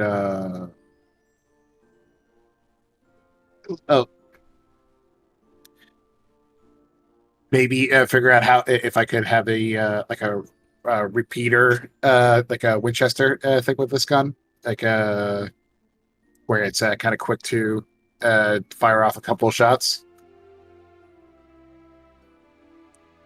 Okay. Now, for some reason, I do have proficiency with firearms, but in doesn't my add it to your thing. right is because it just says ranged weapon and not a firearm. But if you click on it, it says firearms. Let me check out the. Right. Where's it? Cren's first gun. Going to edit.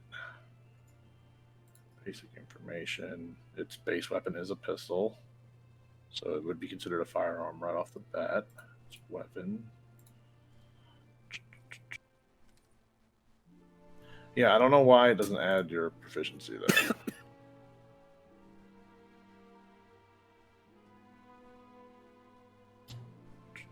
Maybe we just have to add that in our cell, which is weird that it doesn't. I couldn't figure out why.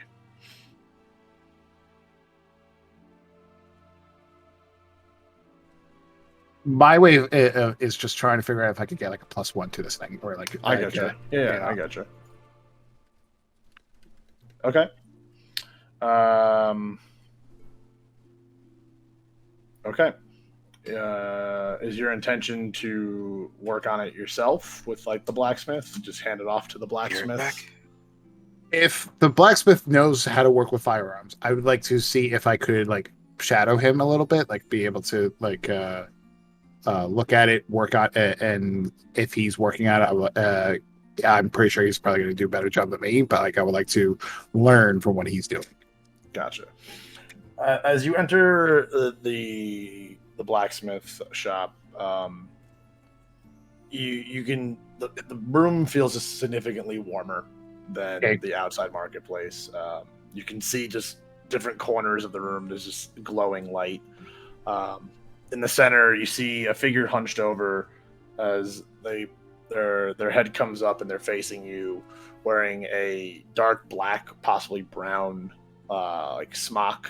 Can't really tell like if the black is from burn marks or that's the actual color it is. You see an individual with a patchy beard where it looks like it's singed in different spots, wearing round goggles with like a black lens, soot covered in their forehead, hair kind of like puffed out and slicked back like Doc Brown sort of deal. Gotcha. As he pops up, it's like, "Ah, I'll help you." Boy. So do you specialize with firearms by any chance? Firearms? Yeah, those are a doozy. I've had my run-in with some firearms, but yeah, I deal with firearms. Go. So I made this gun myself. I'm wondering if you'd be able to help me improve it. I want to be able to have a repeating shot inside of it as well, and basically, if this was on a scale, I would be able like a +1 to what it currently does. You know, Like, You're presenting the gun. yes, and I still have my hands on it, but like I'm Yeah. showing him. He shuffles over and his hands kind of grab your hands as he's like looking at it, like just still has the goggles on, like it's decent craftsmanship. That's not too bad. As like you kind of like feel like a little like a bit of a tug, like he's almost like trying to like take it, but he's not like being forceful. He's just like pulling it towards himself. It's like yeah, like it's my first gun and stuff. So how much would your services cost? Let's see, to kind of put the improvements you're looking for. Let's see, I'd say probably take me about a day and a half. Perfect. It's gonna be cost of parts and just time, about 500 gold pieces. Okay. So how about I give you 100 gold pieces, and I do whatever tasks that you want for the next day and a half. You want to work it off, huh? If possible, like. So yeah. Let me see your hands. Okay, all right. And like as like he says, show me your hands. I change them like into being like the most like gritty hands possible, like that like they're working man's hands. So as you're putting the gun down, he goes to raise his goggles. As you can just like, there's just a ring around his eyes from just like the soot. Like he must just be wearing these goggles all goddamn day. Like it's pretty clean, just clean eyelids, but just everything else is dirty around him. Gotcha. As he's removing them, and like that's when you change your hands. Give me a sleight of hand. Yeah, give me a sleight of hand check. An 11. Good enough. I minus one by sleight of hand. He doesn't notice the shape shift of your hands changing. As he's like, that's yeah, you've seen some time in front of the forge, yeah, you know. All right, how about this? You help me around here. I can cut the price in half, $250. Okay, I literally have no other money. What about okay? I can give me 1 second. And I look at the chained book flail. Okay. And I wonder. Actually, no. I have a long sword here. Can I sell that?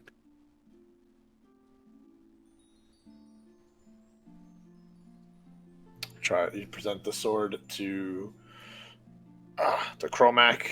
This is finally made. This will fetch you about 75. I can give you 75 gold pieces for this. Okay. So, all right. And how about this other mace? I have a regular mace as well. So it's long sword and a mace. So, and the 100 and my services. Roll a persuasion check. Thank you. Kind and benevolent DM. Thank you. 15. Nice. He's holding the mace. He's looking it over and everything. He just drops it on the counter and extends his hand. You got a deal. All right, fair enough. Awesome. Let's get to work then. What's your name? I'm Cromac. Oh, just making sure. I didn't know if it was a last name, a first name, anything. I mean, Cren. Yeah, here we go. Good to meet you, Cren. Your first duty of the day, he just throws you a broom. Clean this place up. There's shit everywhere. Okay, I have to ask: is this literal shit or is it just dirt? Get to work. Get to work. Fair. Okay. All right. Start sweeping. Elevar. You make your way around the corner and you get to Jordan's smithy. I'll walk in. In this sense, I'll have the half plate in my hands, opposed to like wearing it. Okay. So And just I'll- wearing like your common clothes. Yeah, and then I'll kind of, if there's a counter, I'll drop it on. And is the guy in there? Like he's prone to talk, or I have to look around for him? No, as you get in there, you see actually like a pretty tall and kind of like slender man. As you see him, he's in the center of the room, and he's banging some steel with a hammer on an anvil. He does not hear you come in due to the banging of the anvil. I'll walk around him to be in front of him in his eyesight, and I'll be like, "Hey, excuse me, you got a second?" As he's swinging the hammer up, and he looks up. He's, oh, sorry, didn't hear you come in. What can I do for you, fella? I was hoping you can improve some armor I just got. Do you do that kind of work, and if you do, how much do you think it might cost? Armor, yeah. I specialize in armor. So I'm making a new set of plate armor right now for the guards. It's a living. Oh, very It's cool. passed down from my family. My father taught me. His father taught him. Yeah, armor. I can do armor. Awesome. Yeah, are you experienced with I mean, I really can't even ask that. I'm sure you've experienced half plates before. Yeah. Let me see it if you don't mind. See what we got working here. I'll like toss it to him, or I'll hand it to him, or like if there's a place to put it, I'll just put it on in front of him. Yeah, there's a table nearby that you can put it on. Yeah, so I'll just like kind of put it down on the table. If it's like I'll like unfurl it so he can see the front and the back and however it operates. Mm-hmm. And he looks it over. He's like, "Oh, this armor's seen some battles. It looks like, huh?" Yeah, you could say that it's been through the ringer. You know, I was partially the reason why it kind of got hurt, but that's okay. That's my bad. And hopefully we can improve and we can make it fix it. It's not my business. I just deal with the armor. That's your business, sir. It's not mine. But yeah, to fix this up and give it a little bit of an improvement, it's gonna take me probably about 2 days. It's gonna cost 300 gold pieces. 300. I'll write that down somewhere. Because I don't have that much money. I have 180 something. I mean, I'll have the 300 if we split from the rubies, right? So then I could use it from there. And we didn't sell those yet, right? No. It's Cora technically went more technically about it. technically happening simultaneously, Right. while like you're at the blacksmith. Knowing this info, I'll just kind of be like, I don't have that money right now, but I'll be able to bring it back. Can I give you like half now, half later? I don't know. You look pretty new here. I don't think I've ever seen you before. I mean, it's not the best way to do business. I hit him with the smolder. Give me a persuasion check. Uh-oh. Can't do it. Just spell. So Your persuasion. your smoldering stare. Cren did one. I did one now. I did 25. So what? Very nice. Your smoldering stare. Definitely. Your camera went down. The smoldering stare definitely affects the man. Where he's like, you know what? You got an honest face. Yeah. I'll get it started. But if you don't come back with the money, I'm keeping this. This is mine. Then you forfeit what you're giving me now. Sound fair? Right. And I finger gun. I kind of like just back up out of a shot. Like, you got it. And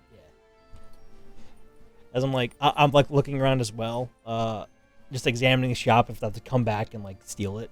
Not that I would, because that's against my nature, but as a rogue, not against it. Okay. Yeah. Give me a investigation check. 2. Okay. You leave the store. The head You kill. leave the store. All right, Cora. You approached Lady Luck Tavern, one of the larger taverns in Daggerford. Very popular. As you enter, it's very busy. Appear a bunch of what you would assume to be caravan drivers, due to all the caravans you saw outside on the grounds. As you approach the bartender, it's I guess you could describe it as like a burly woman.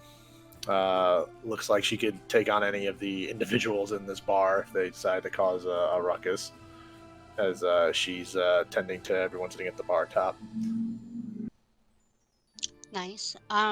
Cora looks for a seat at the bar, takes a seat, and waves at the bartender to get her attention, and asks for a beer. I'll be right with you, honey. Just give me 1 second. You see her reach forward and grab a man by his collar and pulls him forward. If you don't give me the copper you owe me, there's going to be a fucking problem, all right? Okay, yeah, there you go. Fuck off. A beer for you, honey. Yeah, I got you. She pours up a full pint, slaps it down in front of you. That'll be 1 silver. Great. Here. Cora's legged over 2 silvers. By the way, are there any gem appraisers in this town? Hi, trying to buy yourself something fancy there, lads? Well, no, actually, I have something I'm looking to sell, rather. Ah, even better. Maybe you can, after you sell it, come back here and spend it a little more my way. What are you buying? What are you selling? Chocolates. I'm sorry, did you say that you're looking to buy some gems? No, just I'm looking to take your silver once you have it. Oh, okay. I think we could arrange that. We could make that happen. But yes, the Sword Coast Traders Bank. It's number 20. On the south side of town. They usually will deal in the wares of gems for coin. Brilliant. Thank you so much for your time. Of course. Cool.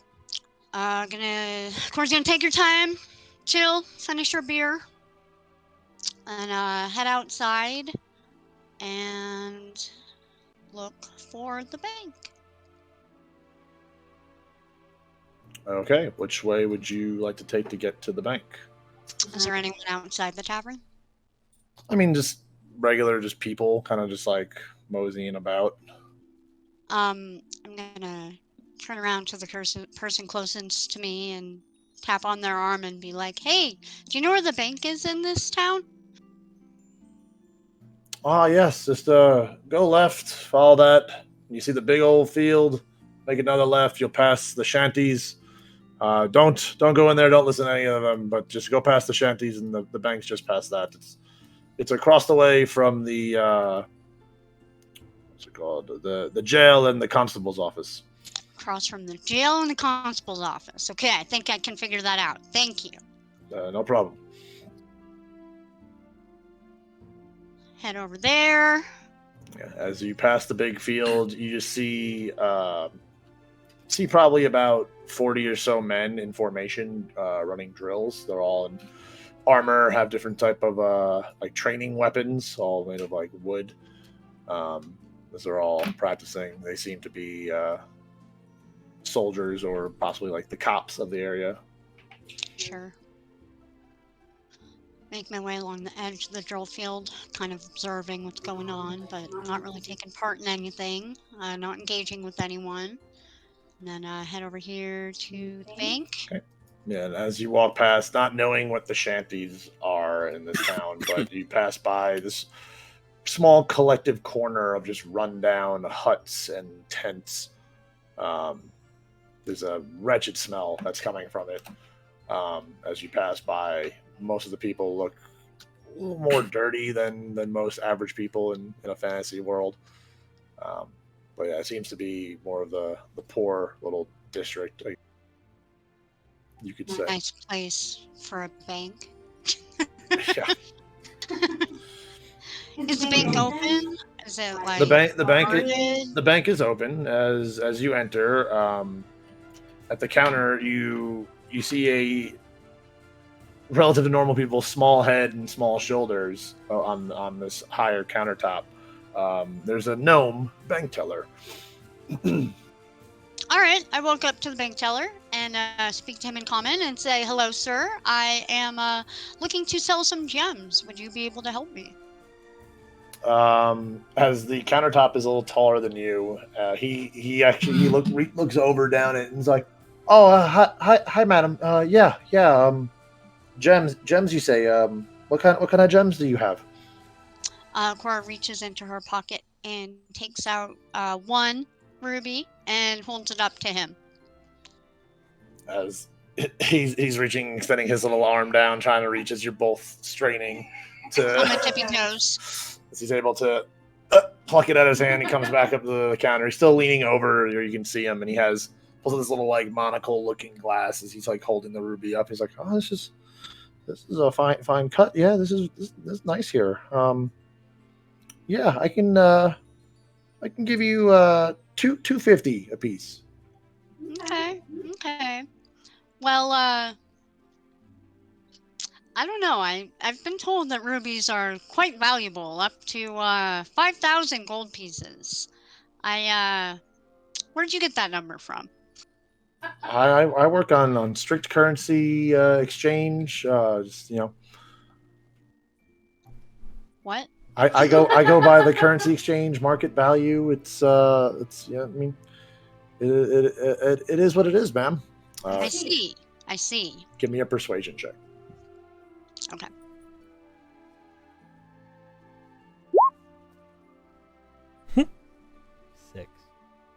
Six. Very good.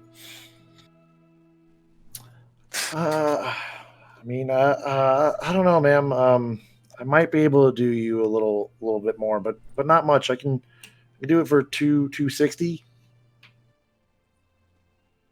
I see. Well, thank you very much for your time, sir. I appreciate your appraisal, and now I know where to find you. I'ma leave.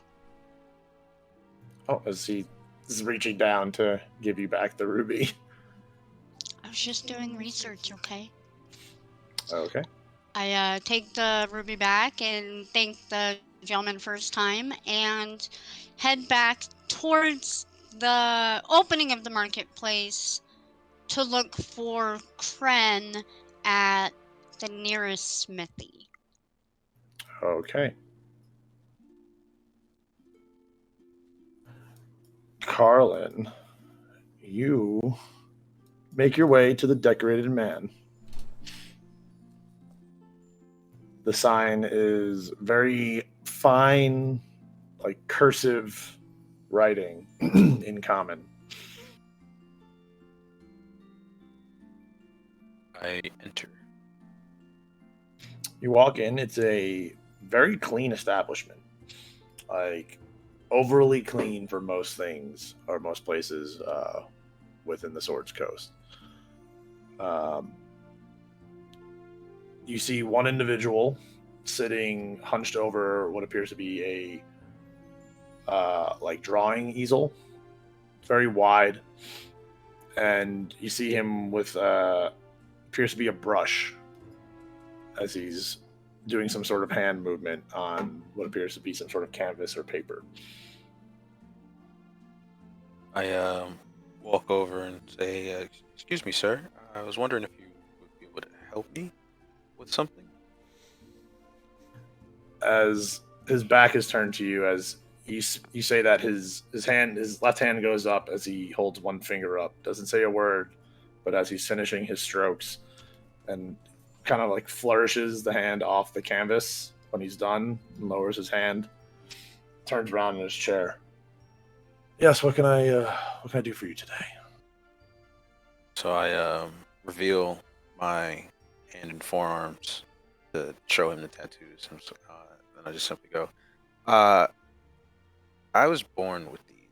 I was just wondering, it takes a person that specializes or is a master in their crafts to add to these with a special ink. I was wondering if that was you, if you knew somebody that was capable of helping me out. And then with that, I activate them to let off the glowing blue hue that they emit. As you activate him and the glow starts, he quickly rises off of his chair as you realize how tall this individual is. He's a very tall elf. As kind of like his legs seem a little bit longer than they should be, like proportional wise. As he kind of like strides over and like grabs your arms as they're glowing and just examining them. He's kind of like pulling you, like stretching you apart, like looking at the ink glowing. You say you were born with this? Yeah. Well, the one specifically on the hands I met this my master, and he was able to help me add to them because he had some of the special ink, and he told me that I had to find other people who were like him or better than him to finish off the rest of the tattoo. I mean, this is absolutely brilliant. Sadly, though, I can't say I've ever dealt or seen this before. I have heard rumors, but they're children's tales, little stories that you just hear, but never actually thought I would see something like this. I'm still just completely amazed by just the glow of the ink. Do you have any more of those tales, I guess, of people who might know more? I had heard a tale of this one ink master who had traveled across the sea, ventured to many different lands to learn different techniques, and just it's just I'm still just amazed. Like, I never thought these stories would be true. I can confirm that they're true.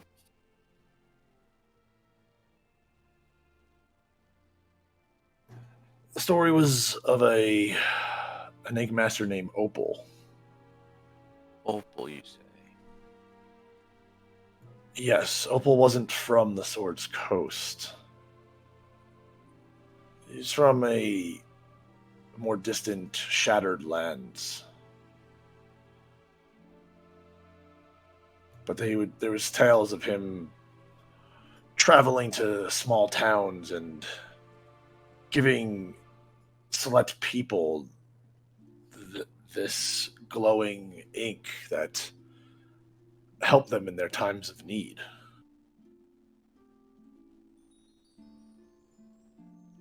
Well, seeing as how I am the last of my people, I guess that's who I should be seeking out. At least that I know of. I mean, I have not met anybody who's ever met this Opal. I have never seen or met them myself. It's all just stories, just tall tales. Okay. Do you know anybody that might know more, can point me in a direction? I've been traveling a lot lately trying to find this people. Not here in Daggerford. Maybe in one of the bigger cities.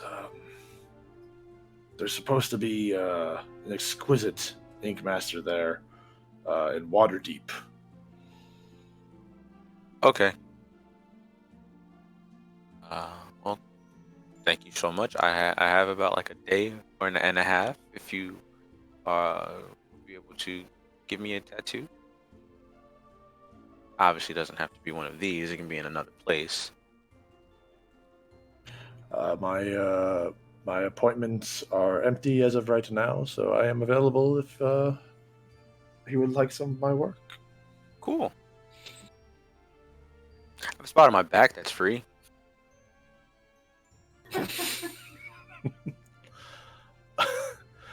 My brain immediately went to Whale Tail. Transient. Yeah, just yes. What would you like? I'm really fond of dragons. In what way? Like Bard Fond or like Like, do you look at the monster manual like how most other people look at Playboy? Like, Yeah, that's the question. of course. Are you like Will Ferrell from Starsky and Hutch? You're just really into dragons. No, but I like dragons. They're cool. I could do an exquisite dragon. What would you like this dragon to be doing? How big of an area would you like me to cover? How much for a back piece? Your whole back? Yeah. It's gonna be about 100 gold for that. Okay. Shall we get started? We shall. All right. So he wheels out this table that he has from a separate room. It's got some cushioning on it. And he drapes some linens over it. So he presents you the table to lay down, and he begins his work.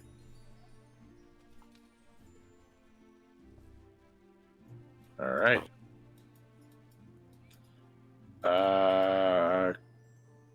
Cora, you said you wanted to go to Cren? Yeah. I'm gonna go to. I know I was looking for a blacksmith. I don't know which one he went to, so I'm gonna go to the one that's closest to the entrance to town, and pop in and see what's going on. Yeah, you probably would have been around in the conversation when McKinnon was kind of directing you guys where to go for things that you wanted to do. So, yeah, he would have known he pretty much would have known where Cren went. Okay. Sleep, All right. sleep. Let's So do I'm some gonna sleep. walk into this blacksmith, and I assume Cren is helping out. He's sweeping.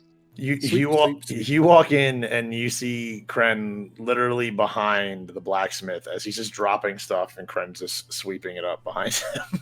I'm like the Zohan from This is Zohan, like picking up the hair and everything. Just like a single speck of dust, I pick it up. Cora just kind of stops for a second and observes. All right, okay. She walks over to Cren. Hey, Cren, what are you doing?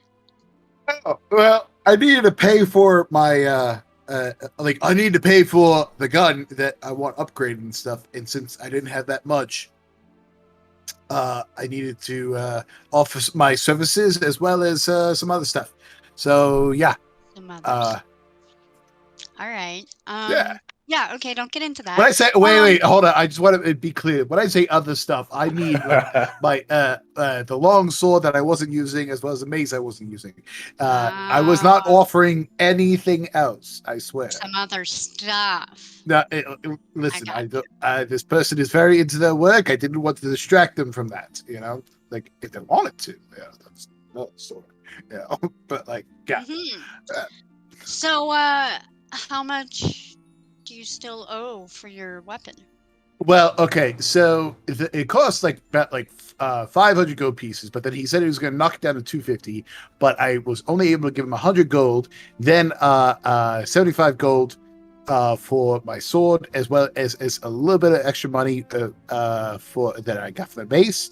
Still comes out a little bit short. So the rest of the time I had to, I'm going to be working off just by sweeping and doing for the day. I also find this as more of a plus for me to see more blacksmiths at work. I was going to ask money from you, but then I realized that maybe it's better for me to be inside the blacksmith shop and figure out some more how to do things exactly. Well, if that's what you want, then I'm very happy for you. Oh yeah, absolutely. I am kind of here about that money thing. So, you know those I found a couple rubies. I found some rubies Cool. when we were on the road. Yeah. And I went to go try and sell them at the bank. And I'm pretty sure the bank guy is trying to short sell me. She reaches into her pocket, takes out one of the rubies, kind of keeps her hand cupped so it's not like super obvious, and shows it to Cren. Gotcha. What do you think this is worth? Bobby, would I know anything about this?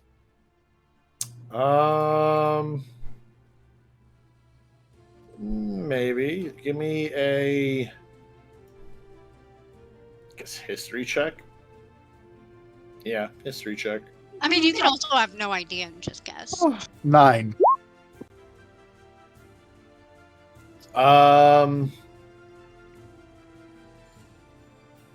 You kind of give the same gauge as what the banker might have told her. And what did the bank tell her again? Since Like like that. 250, and then you bumped it to 260 when she I tried was to gonna guess. better eyeballs up. Truthfully, I think about around 265, maybe 260, around there. You know, like a big old chunk of this. That's worth a lot. But like, since we got a little bit of this part over here, I think it's around like 250, 260, around there, possibly. I am not the best judge of character with this, though. So I do suggest that you ask somebody else. You don't trust yourself? Is that Not what at you're all. saying? Not even a Oh, little bit. okay. Not even a little bit. Well, I'm pretty sure that these are worth more than that. How much? What are you thinking? What do you think it's worth? I think the guy is like way off. These pieces are worth. I'm pretty sure they're worth like 500 each 500 each. Well, because of history and stuff and things. we also don't know what the economy is like over here, because That's very true. In other places, it might be worth 500, but here it's maybe just worth like 260 or something. You know. All We don't right. know what it's Well, it sounds like neither of us need money right now. Plus, I might just hold on to them. it's also like it's 260 gold. You know, compared to not having 260 rock. gold. It's not like they are offering like 1 gold or something for it. It's you know? true. It's true. But like, you could maybe see if there's a jeweler in town. You know, like maybe you could also talk to the other blacksmith, because this guy, I'm not sure. Actually, you know what? So I kind of tapped the blacksmith on his shoulder. I'm just like, and I asked Cora, like, hey, can I borrow the ruby for a second? I Yeah. I give it to him. Oh, so how much do you think this is worth? We're trying to figure things out, good sir. The blacksmith. aren't you supposed to be working? I don't know what gems cost. Okay. For me, I would probably. Are you trying to sell this to me? Well, like it depends on like how much you're willing to pay for it, you know, because yeah. I'd probably pay like 300 for it. All right. So, all right. I go back to Cora. I'm just like, all right, like 300 to like 260 and stuff, you know, like it's not that bad and everything. Do you want to sell to this guy? Do you want to sell? Like, we can see if he wants it. do you think he has 300 gold? I Or mean, kind of looks around at the state of the blacksmith shop. All right. First of all, the work that you're seeing around you is the culmination of months of doing great work. All right. Second, I think this guy does. So let's just see. Okay. Ask him if he's interested. Okay. Cool. All right. Sir, would you be interested in buying this? I don't want your gem. Get back to work. Okay. Sorry, sir. Look, I dropped 3 things, and the whole time you were talking to your little friend here. Cora's like cracking up, but trying not to let the blacksmith see her. All right. Here you go. Okay. And sweep. All right, I'll just take that back. Do you know where Elevar went? Oh yeah, he went to Jordan's place. Do you know where that is? Okay, so you're gonna when you walk out of here, you're gonna make a right, and then you make a well, actually, I'm trying to look at the place. Can she actually? All right, so when you can walk out of here, you're gonna follow the buildings to the left. Okay. And you're gonna circle around. It's basically on the other side of this thing. It's a little bit of hassle. It's another reason why I didn't want to go over there. Is there a quicker way to get there? Oh yeah, like you could cut through. All right, so immediately left of this building, there's a little crack of a way that you could go walk through. Like right through here. You're gonna go down this way, down here. Okay, and then Just drawing it in the soot. Like, on the table. Wonderful. Thank you so much. That's a Oh, beautiful no problem, map. Gail. No problem. All right. Gail. I'm gonna go find Elmore. I'm gonna hopefully not get fired. Good luck. I'm gonna What's his need face? it. The blacksmith is very cranky. All right, I'm gonna go walk over to the other blacksmith and see if Elevar is there. All right, Elevar, where would you have gone after you left the blacksmith? I was going to probably go back to the marketplace, or wherever our caravan is, to talk to the guy. Seeing as I don't think we've been paid yet, and he was supposed to pay us, and I need Well, money. we're not at Waterdeep yet, Son of a bitch. so. But you can still harass him because True. I'm not there to tell you that, so you should go harass him. Okay, so I'd pretty much be on my way to there. So I don't know if these all line up where like I'll meet Cora on the way, or if I'll like already been passed. Well, it depends what way you took back, because I took like the secret tunnel way. I guess I'd go back. How would I have gotten there in the first place? So I guess like if we're Very all possible we could miss each other.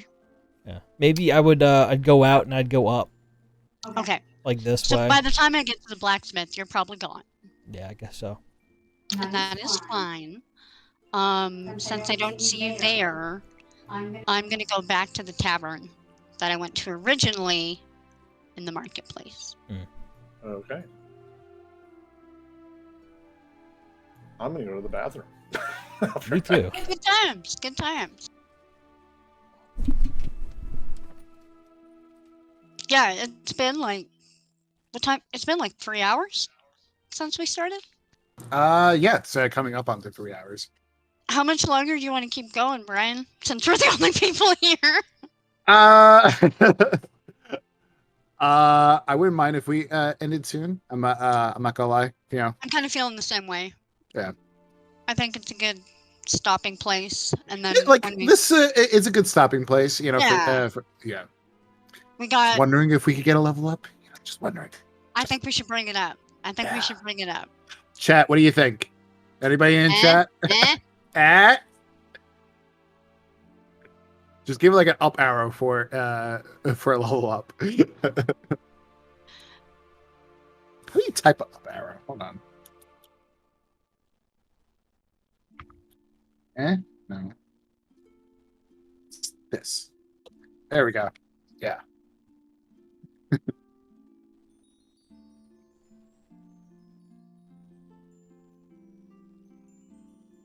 Hey, Bobby. Hey. How do you feel about a level up? Huh? Huh?